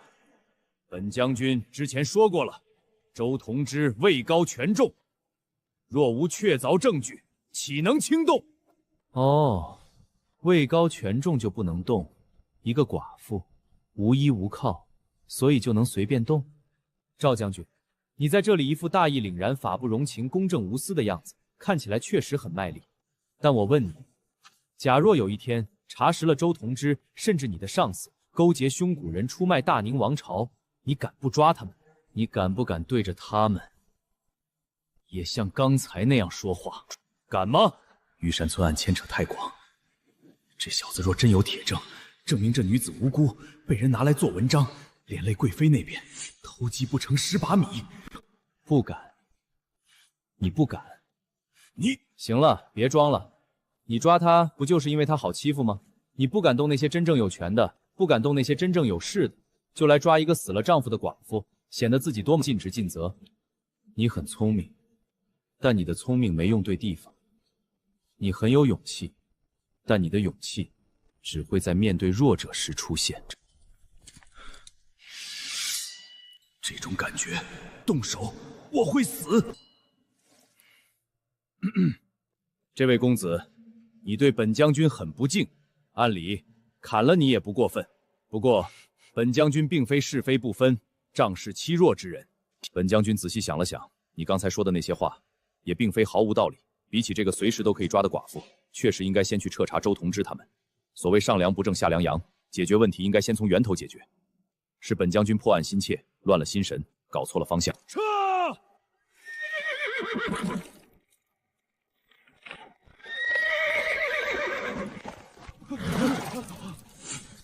将军跑了！撤！快撤！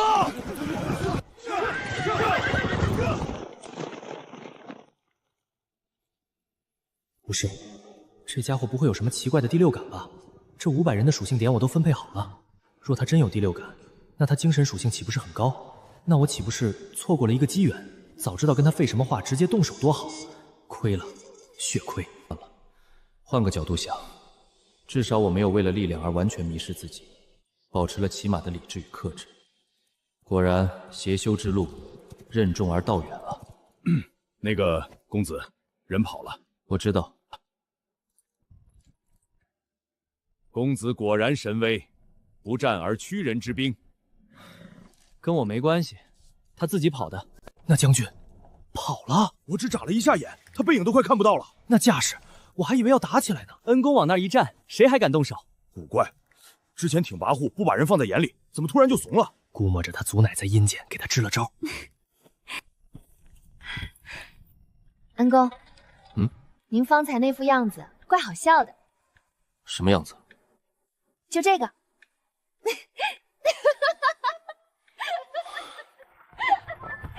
按理说，那个赵将军的剧本不应该是这样的。他都拔刀了，最后怎么突然就怂了？还得那么彻底？难道我在不知不觉间已经有了某种强者霸气？恩公，谢谢您。谢我什么？谢您愿意为了妾身，不小心放跑了一个该挨刀的人。此话怎讲？恩公，你我虽相识不过数日，但我对您的了解不逊于相交数载故人。恩公，您若为了替妾身证明不被诬陷，根本无需当众去辩驳，跟对方讲道理，甚至还容忍对方拔刀。以您的性格，早在对方玩弄那套殊词之际，就已经砍下对方的脑袋了。他靠这么近干什么？冷静，兄弟，冷静。外面人多，这马车不隔音。恩公，您为我做的实在太多了，妾身无以回报。好险，异世界的初吻差点没保住。现在终于理解孟德兄的难处了。这种考验，谁经得住？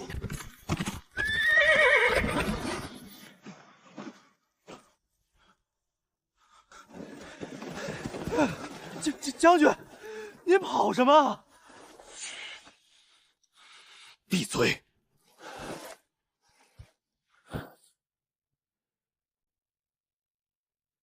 你还记得虞山村那些尸体吗？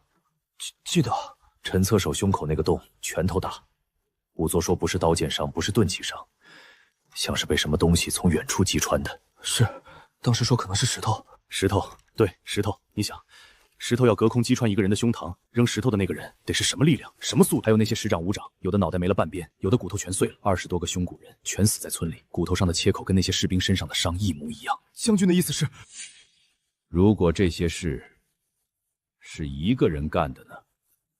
一个人杀20多个胸骨人，再杀320个精锐，那还是人吗？刚才那个青袍年轻人出来的时候，你注意到没有？那些人的神色。那个寡妇，那些护卫，好像是松了口气。对，松了口气。你想，什么样的人能让被数百精军团围住的一群人忽然松了口气？只有一种可能，那个人能救他们。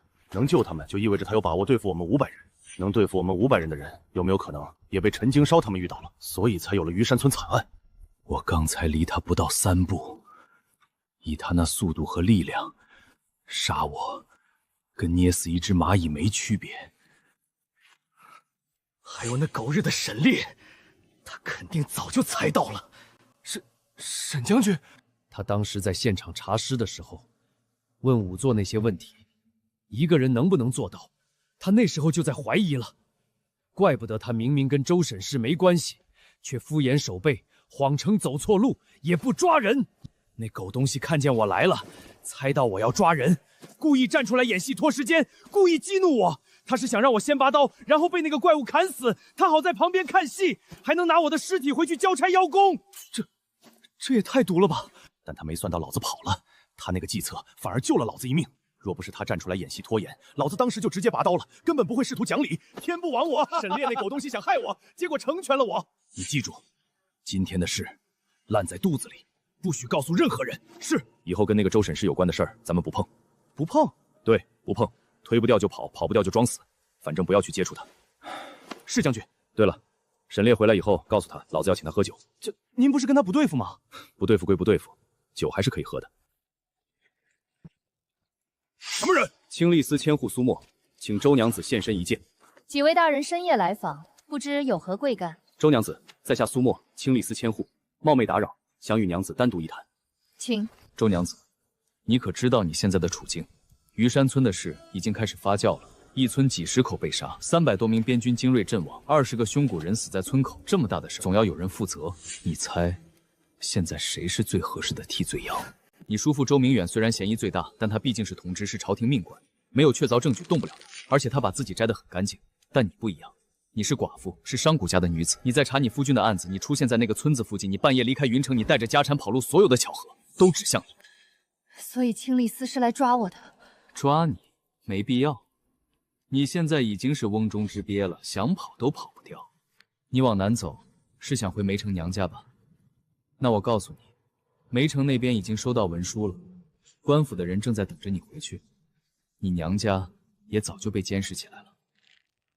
你现在无论往哪儿走都走不掉，回去是下狱，不回去是畏罪潜逃，躲起来。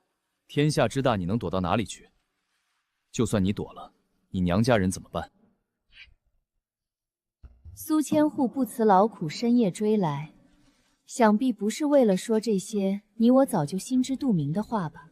跟聪明人说话就是不一样。本官连夜追来，不是为你，而是为另一个人。那个人本官不认识，但猜测他一定在你身边。毕竟，若是没有他在，沈烈和赵风祥2个从3品的游击将军不可能空手而归。虞山村的那些尸体，本官仔细检查过，全是一刀毙命，死亡时间接近，近到让仵作都不敢相信。还有陈作这种胸口那个洞，能掘到石头尸的人，无论是当今江湖上那些声名显赫的高手，还是神策营里的人，都远达不到。如此人物，本官想见他，还请周娘子引荐。找我？青丽司千户苏沫，见过阁下。你知道我？不知道，但我猜测，虞山村除了枉死的村民，其余所有尸体应该都是阁下的手表。那些伤口干净利落，一击毙命，绝非寻常江湖草莽所为。阁下可知，虞山村一案涉及320多名精锐阵亡，20余名凶骨人暴毙，陈次少死于非命。此等大案，朝廷震怒，青丽司和刑部都已经全面介入，布下天罗地网。今夜苏某就是为此案而来。然后呢？阁下可知你们现在是什么处境？不知道。听说阁下刀术超群，苏某不才，想讨教一番，不知可否？若是阁下能够胜我，我就告诉阁下一个可以保住周娘子的方法。怎么比？那里，你我2人直接比武，武器率先掉落者输，一局定胜负。请，阁下先请。姨母，恩公他连刀都没拔，这能行吗？那可是青丽司的千户啊！闭嘴，看着就行。阁下，请。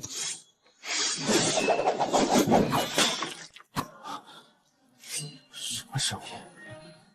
我的头身没了。这不可能，这是青丽司特制的百狼钢刀，他什么时候出的手？用什么出的手？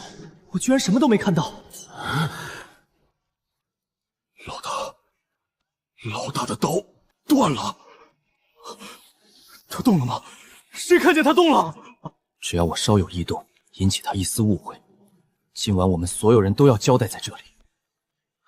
阁下，苏某输了，输得心服口服。阁下神迹，苏某平生未见。苏某今夜前来，其实是想请阁下加入青逸司。之前那些话都是不知天高地厚的试探，若有冒犯，苏某在此赔罪，望阁下海涵。你还没说怎么保他？青丽司直属陛下，不归任何衙门管辖。只要阁下加入，周娘子可以安排到清丽寺别院，绝对安全。任何人想动她和她家人，都得先过清丽司这一关。加入清逸司可以，但我有条件。阁下请说。查案、出任务什么的，我可以配合你们，但我杀人，你们别管。那是自然，清丽司本就是杀人的地方。你没听懂？我说的是，我杀什么人，你们别管。我这人脾气不是很好，许多时候眼里容不得沙子，残害百姓的、滥杀无辜的、鱼肉乡里的，不管是谁，被我遇到，有证据我要杀，没有证据我也要杀。阁下，您这要求苏某无法做主。阁下，实话告诉您，清丽司并非铁板一块，苏某所在的这一支只是明面上的刀，哪怕是最上面的那位，也不一定敢答应阁下的要求。不过，另一支，或许有一人有资格考虑阁下这个条件。那位大人是陛下最信任的人，他手底下养的全是一群疯子、亡命徒，专办那些见不得光的死案，专杀那些不能明着杀的权贵。他在哪儿？京城。去京城要多久？此去京城往返2000余里，若用800里加急，沿途驿站日夜换马不换人，4日可到。请示那位大人，快则1日，慢则2日，再拼死赶回来又是4日。苏某愿意跑这一趟，帮阁下带话，但最快也得9日后才能给您答复。阁下，这9日我可以等。多谢阁下体谅。赵涵、钱明，滚过来。属下在。你们2人从现在起死死跟着车队，护送周娘子去明城。这一路上，不管是谁，只要敢动他们一根汗毛，直接以清丽司的名义给我乱刀砍死。听明白了吗？属下领命，万死不辞。阁下，苏某9日内必回，这期间若有变故，有我。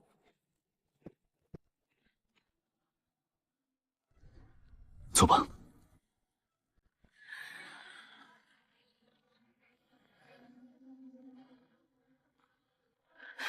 恩公，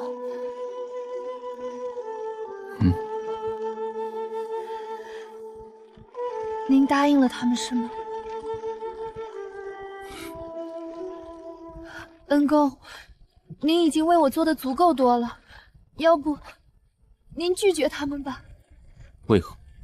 清丽司，妾身在京城时听说过一些，他们表面上是陛下的刀，实际上内部分成了好几派，有的专办明面上的大案，有的专门干见不得人的勾当，互相之间斗得厉害，每年都会莫名其妙死很多人。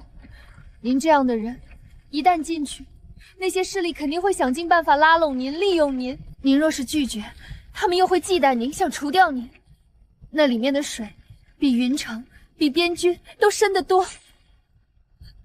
您已经救了我很多次，若是没有您，我根本到不了云城，更出不了云城。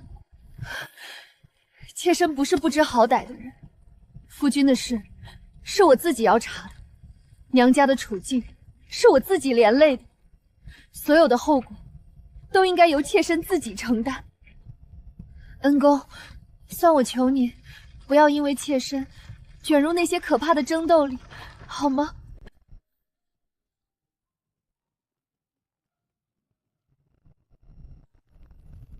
你知道吗？在遇到你之前，我经历了一些事情，身上的银钱全部没了，有时饿极了，都只能啃路边的野草充饥。我当初之所以那么轻易接受你的聘请，愿意当你的近身侍卫，其实是为了挣点银子花花。原本想轻轻松松多混些日子，多挣点银子。结果你之前告诉我，要结束你我之间的聘请关系，要分道扬镳。既然如此，那我肯定要考虑跟你分道扬镳之后做什么。怎么了？恩公，您刚才说的那些话，我一个字都不信。您说您是为了银子，可您杀那些溃兵的时候，您杀那些匪土的时候，您杀胸骨人和那些官兵的时候，我都没给过您银子。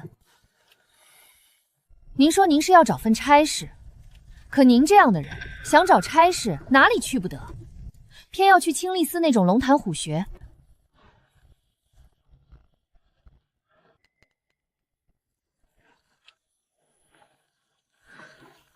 您知不知道，青丽丝这样的机构，看似风光无限、权力巨大，可进去的人10个有9个出不来，出来那一个也人不人、鬼不鬼的。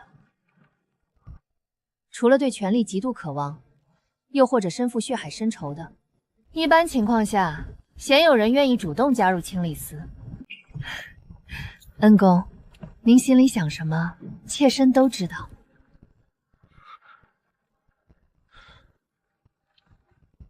您想，您一个人再强，也不能时时刻刻护着我。您怕万一哪天疏忽了，来不及了。您想找一个地方，一个朝廷机构，一群人来护着我，护着我的娘家。青丽丝，就是您看上的那个地方。我明明掩饰得很好，没想到还是被你发现了。跟你相处，真是想有一点秘密都难。恩公您啊，现在还没反应过来吗？反应过来什么？您还记得之前我说过您不像这个世界的人吗？记得。怎么了？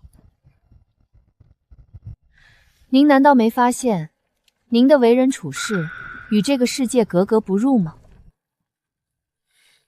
我父亲当年看上一位女子，便设计接近他弟弟。他先派人挑衅，激那少年在戏园里斗富，再当众羞辱他穷酸。2回下来，少年意志消沉。第3次，父亲却出手救助，替他解围，挣回面子。少年自此视他为知己，得知他未婚，便热心牵线佳节。我父亲与那女子顺利走到了一起。恩公，您知道我想借这个故事告诉您什么吗？这世上人人皆有图谋，商人图利，官员图权，江湖人图名，乞丐磕头也图你手里的铜板。夫妻相待，常算得清楚；父母养儿，也盼着老有所依。便是那自诩圣贤的，图的无非是名声，求的是青史留名，是死后被人记住。可您呢？您救了我那么多次，做了那么多事，您图什么？恩公，您做的那些事，在这个世界是解释不通的。你还挺会观察。有人来了。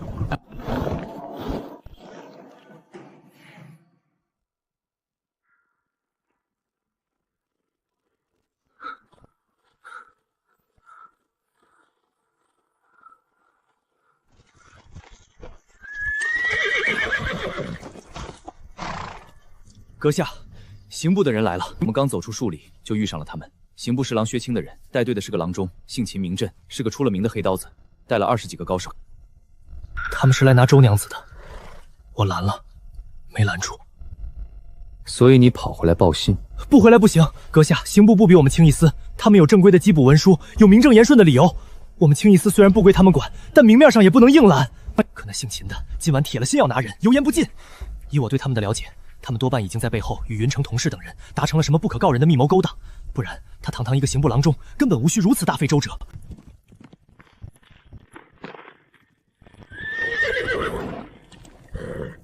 本官刑部郎中秦震奉旨缉拿要犯。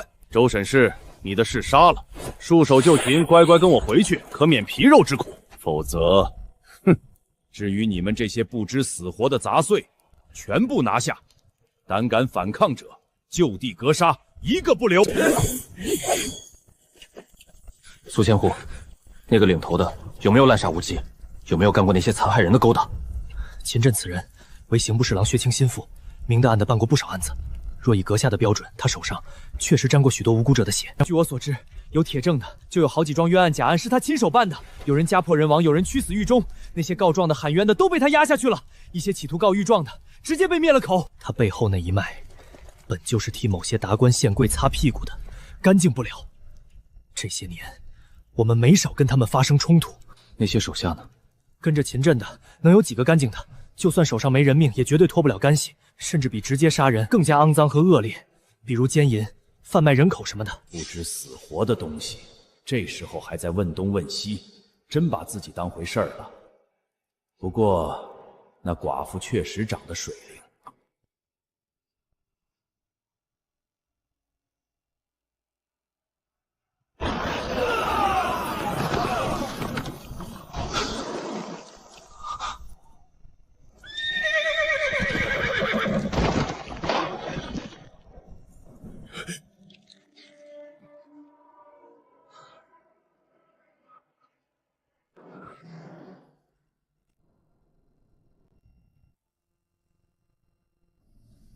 苏千户，你现在还要招揽我进清一司吗？他真敢！那是刑部的人，地位不低。25个人，一眨眼全没了。我办案10年，见过的高手成百上千，杀人的、见血的、亡命的，从来没见过这样的。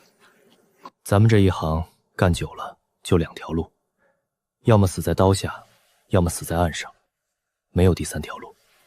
10年了，办过的大案要案堆起来能塞满一间屋子，得罪的人数不胜数。那些人明面上对我毕恭毕敬，背地里早就在磨刀。等哪天我官职掉了，或者老了，护不住自己了，他们就会像狼一样扑上来，把我撕成碎片。这是我的命，我早就认了。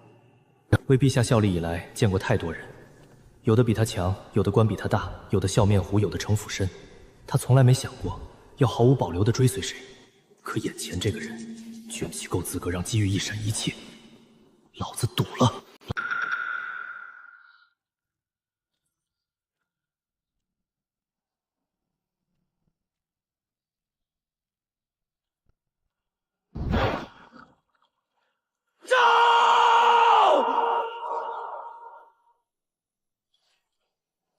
非招不可！若是那位指挥者不招您进清历司，我就退出清历司。只愿能追随阁下，天涯海角，鞍前马后。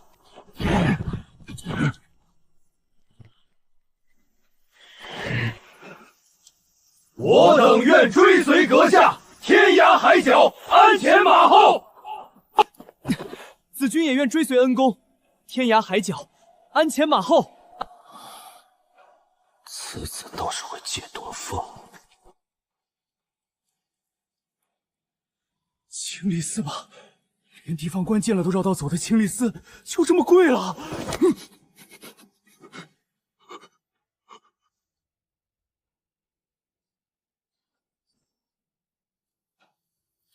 我们拼死拼活拿命赌未来，这公子哥跑过来就跪，话都照办，还一字不差。系统，谢谢您。您放心，既然您给了我杀人掠夺属性的能力，我一定努力杀人，狠狠掠夺。哪怕我前世是3号学生，年年拿奖状，也绝不影响我在邪修这条路上一往无前。都起来吧。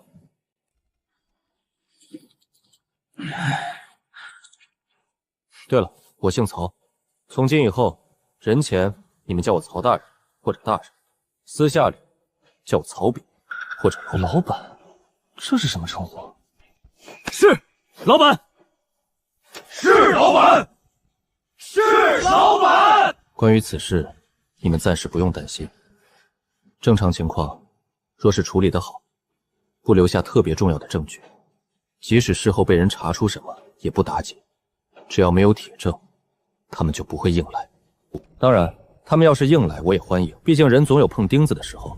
我就欣赏那些有血性、不信邪的勇士。老板，您这欣赏，当真是欣赏吗？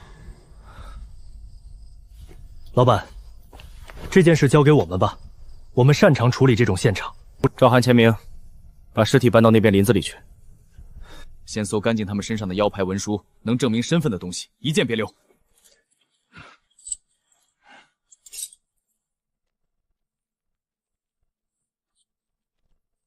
你们俩把地上的血迹处理了，挖土盖，撒草木灰，再铺一层碎石，留2具相对完整的，要能看出是刑部的人。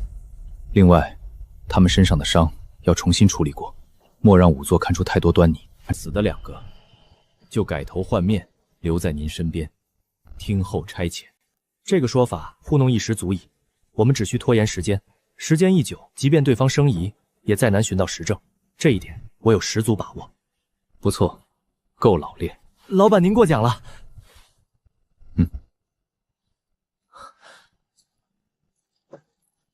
老板不杀人的时候，还怪好相处的。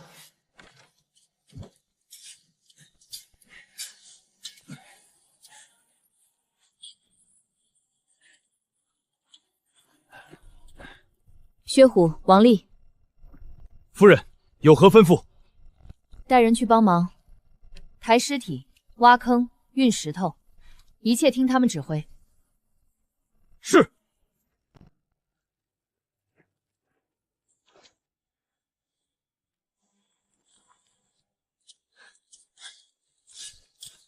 那边挖深些。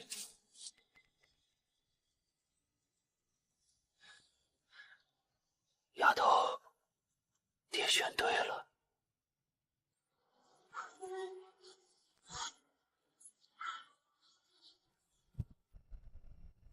干完了就走，别磨蹭。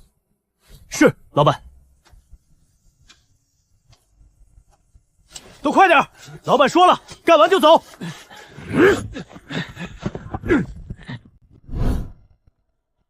大人，大人，出事了，出大事了！又怎么了？是刑部的人，刑部的人出事了。刑部？哪个刑部？秦镇秦郎中，他带着20几个高手，昨夜执意要亲自带队去追周沈氏，结果今早……别急，慢慢说清楚。今早清吏司苏千户回来了，带着2具尸体，说是在半路遇上了一伙凶匪，人数众多，凶悍异常。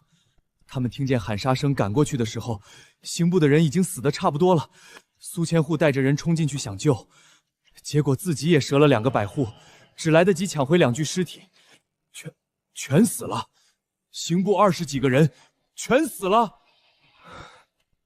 老天爷！这云城守备之职是受了什么诅咒吗？我这才上任多久，就接二连三发生这样的大事。沈烈和赵封绳2个游击将军，带众数百，都走错了路。这秦郎中一路追击，路没走错，却送了命，是巧合，还是说沈烈和赵风行早已察觉此案非同寻常？若是前者，好办；若是后者，麻烦可就大了。敢在这个关头公然杀害刑部郎中与随行办案之人，这是在挑战朝廷的底线。可有人还是做了，他们到底在依仗什么？难道凶骨人已经要大举南下了？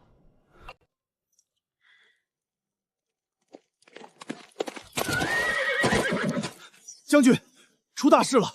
什么事慌成这样？刑部秦郎中带着20几个高手，昨夜追击周沈氏，今早全没了。清吏司苏千户带人赶到，只抢回2具尸体，自己也折了2个百户。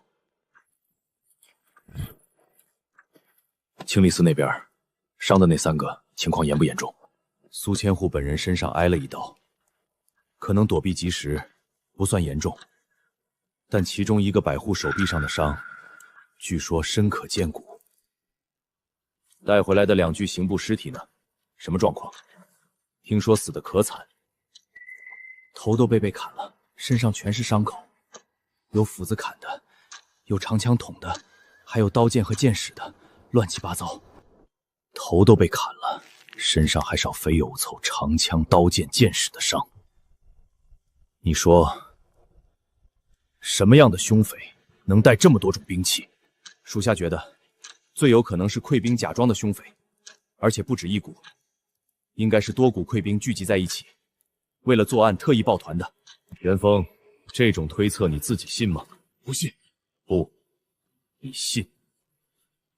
不仅你要信，本将也要信。将军，这若是不信，就说明有人说谎。有人说谎，就又要有人去查真相。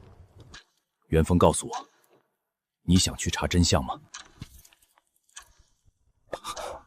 沈兄，将军是在暗示刑部那些人的死也跟那人有关。不错，有进步。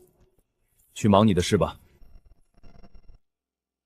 只要上面没有命令，凶骨人没杀到云城边界，就什么都不要管，安心看戏即可。一个郎中莫名其妙死在缉拿凶手的路上，上面绝不会善罢甘休。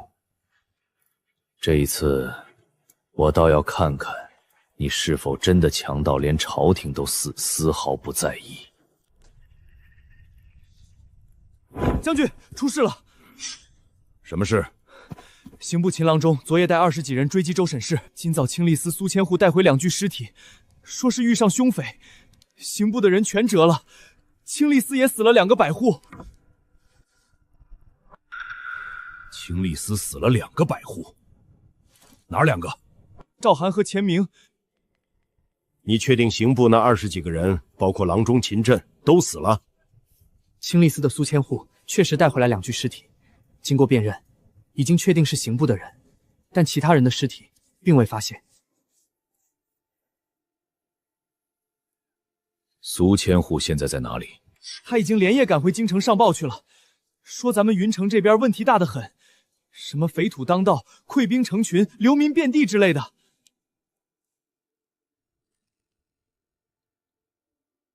那2个受伤的百户也跟着走了。是的。也就是说，现在除了2具刑部的尸体以及苏千户他们的供词，再没其他相关的证据了。好像是这样，将军，您是不是发现了什么？不好说，我要先去看看刑部的尸体才好下判断。那我陪您去。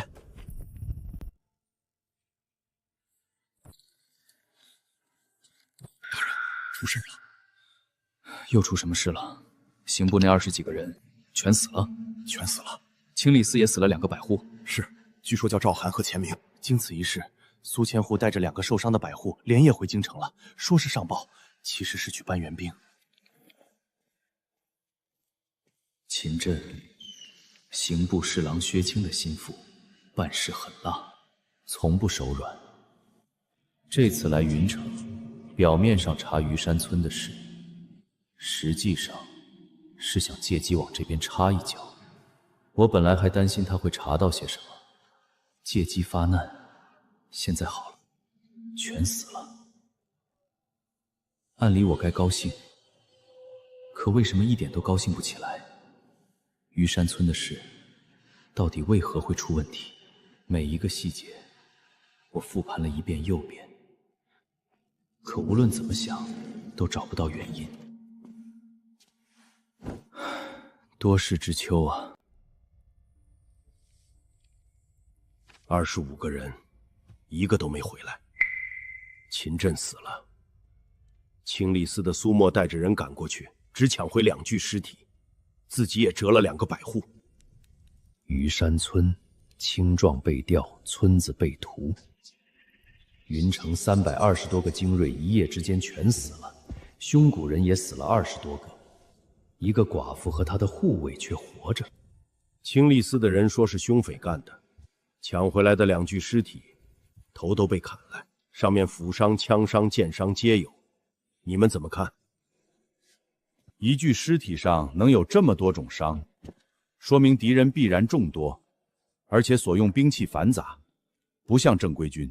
苏沫的供词里说，他们赶到时，战斗已经快结束了。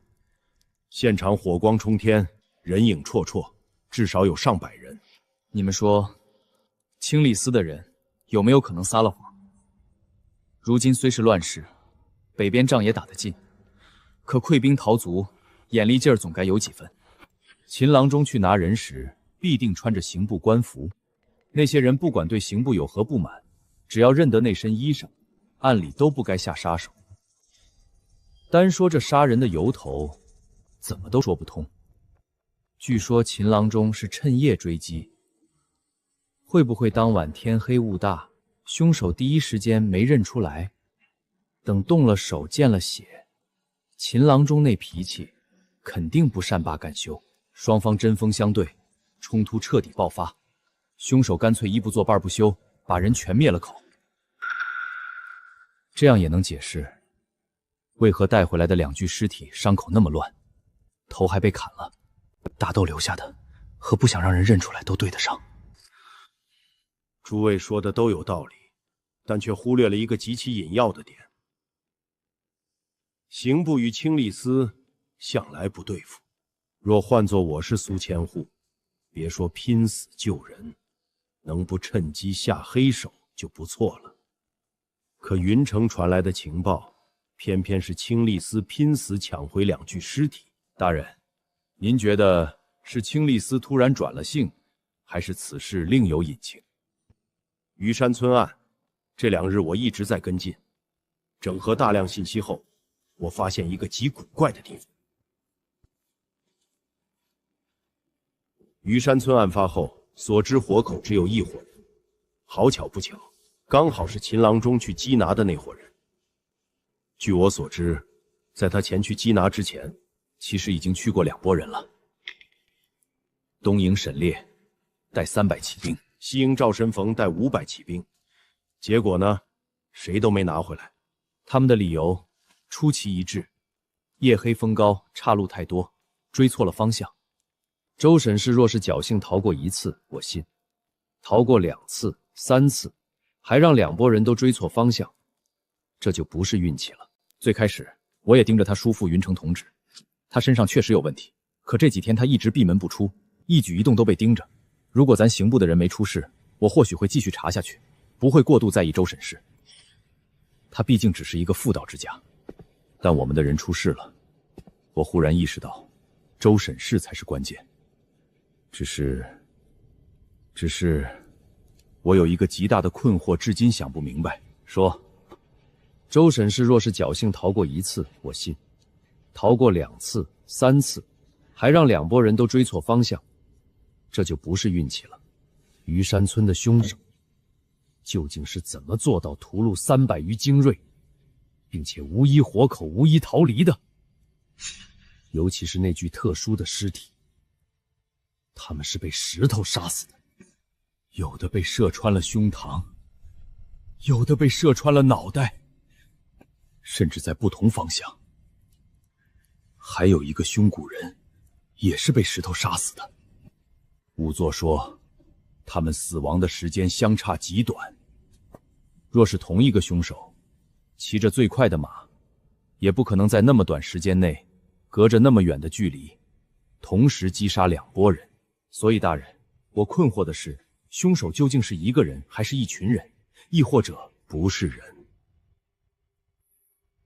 涂胜，你刚才的困惑，我也想了很久。不管凶手是人是鬼，有一点可以确定，周审事是关键。涂胜，你现在就去办一件事。请大人吩咐。这是陛下亲赐的刑部驻巡案令牌，持此令可调动地方驻军，出城往东30里是临渊大营，你去找霍烈将军，让他点2篇精兵随你去拿人。大人，2000精兵，这规模是不是太大了？大。虞山村320多精锐，一夜之间全死了，2个从3品游击将军空手而归，秦镇25人一个都没回来。你告诉我，这样的规模算大？你记住，去了之后什么都不用多说，只要告诉霍烈，刑部办案，急需兵力支援。他若问起缘由，你就说这是侍郎大人的意思。属下明白。涂胜，你跟了我多少年了？8年。这8年里，我交给你办的案子，没有一件出过差错。这一次，希望也一样。大人放心，属下一定把人带回来。不是带回来，是碾碎。不管对方是一个人、一群人，是溃兵，是悍匪，还是什么怪物，2000精兵压上去，给我用绝对的人数、绝对的武力，彻底碾碎。我不想看到凶手有任何一寸完好的皮肤，以及任何一块完整的骨头。属下领命。对了，还有一件事，把周审事抓回来之后，无论他与凶手无关联，都给我送去教司房，让下面的人多去关照关照。毕竟，秦震是因为缉拿他而死的，他总得给死去的人一个交代。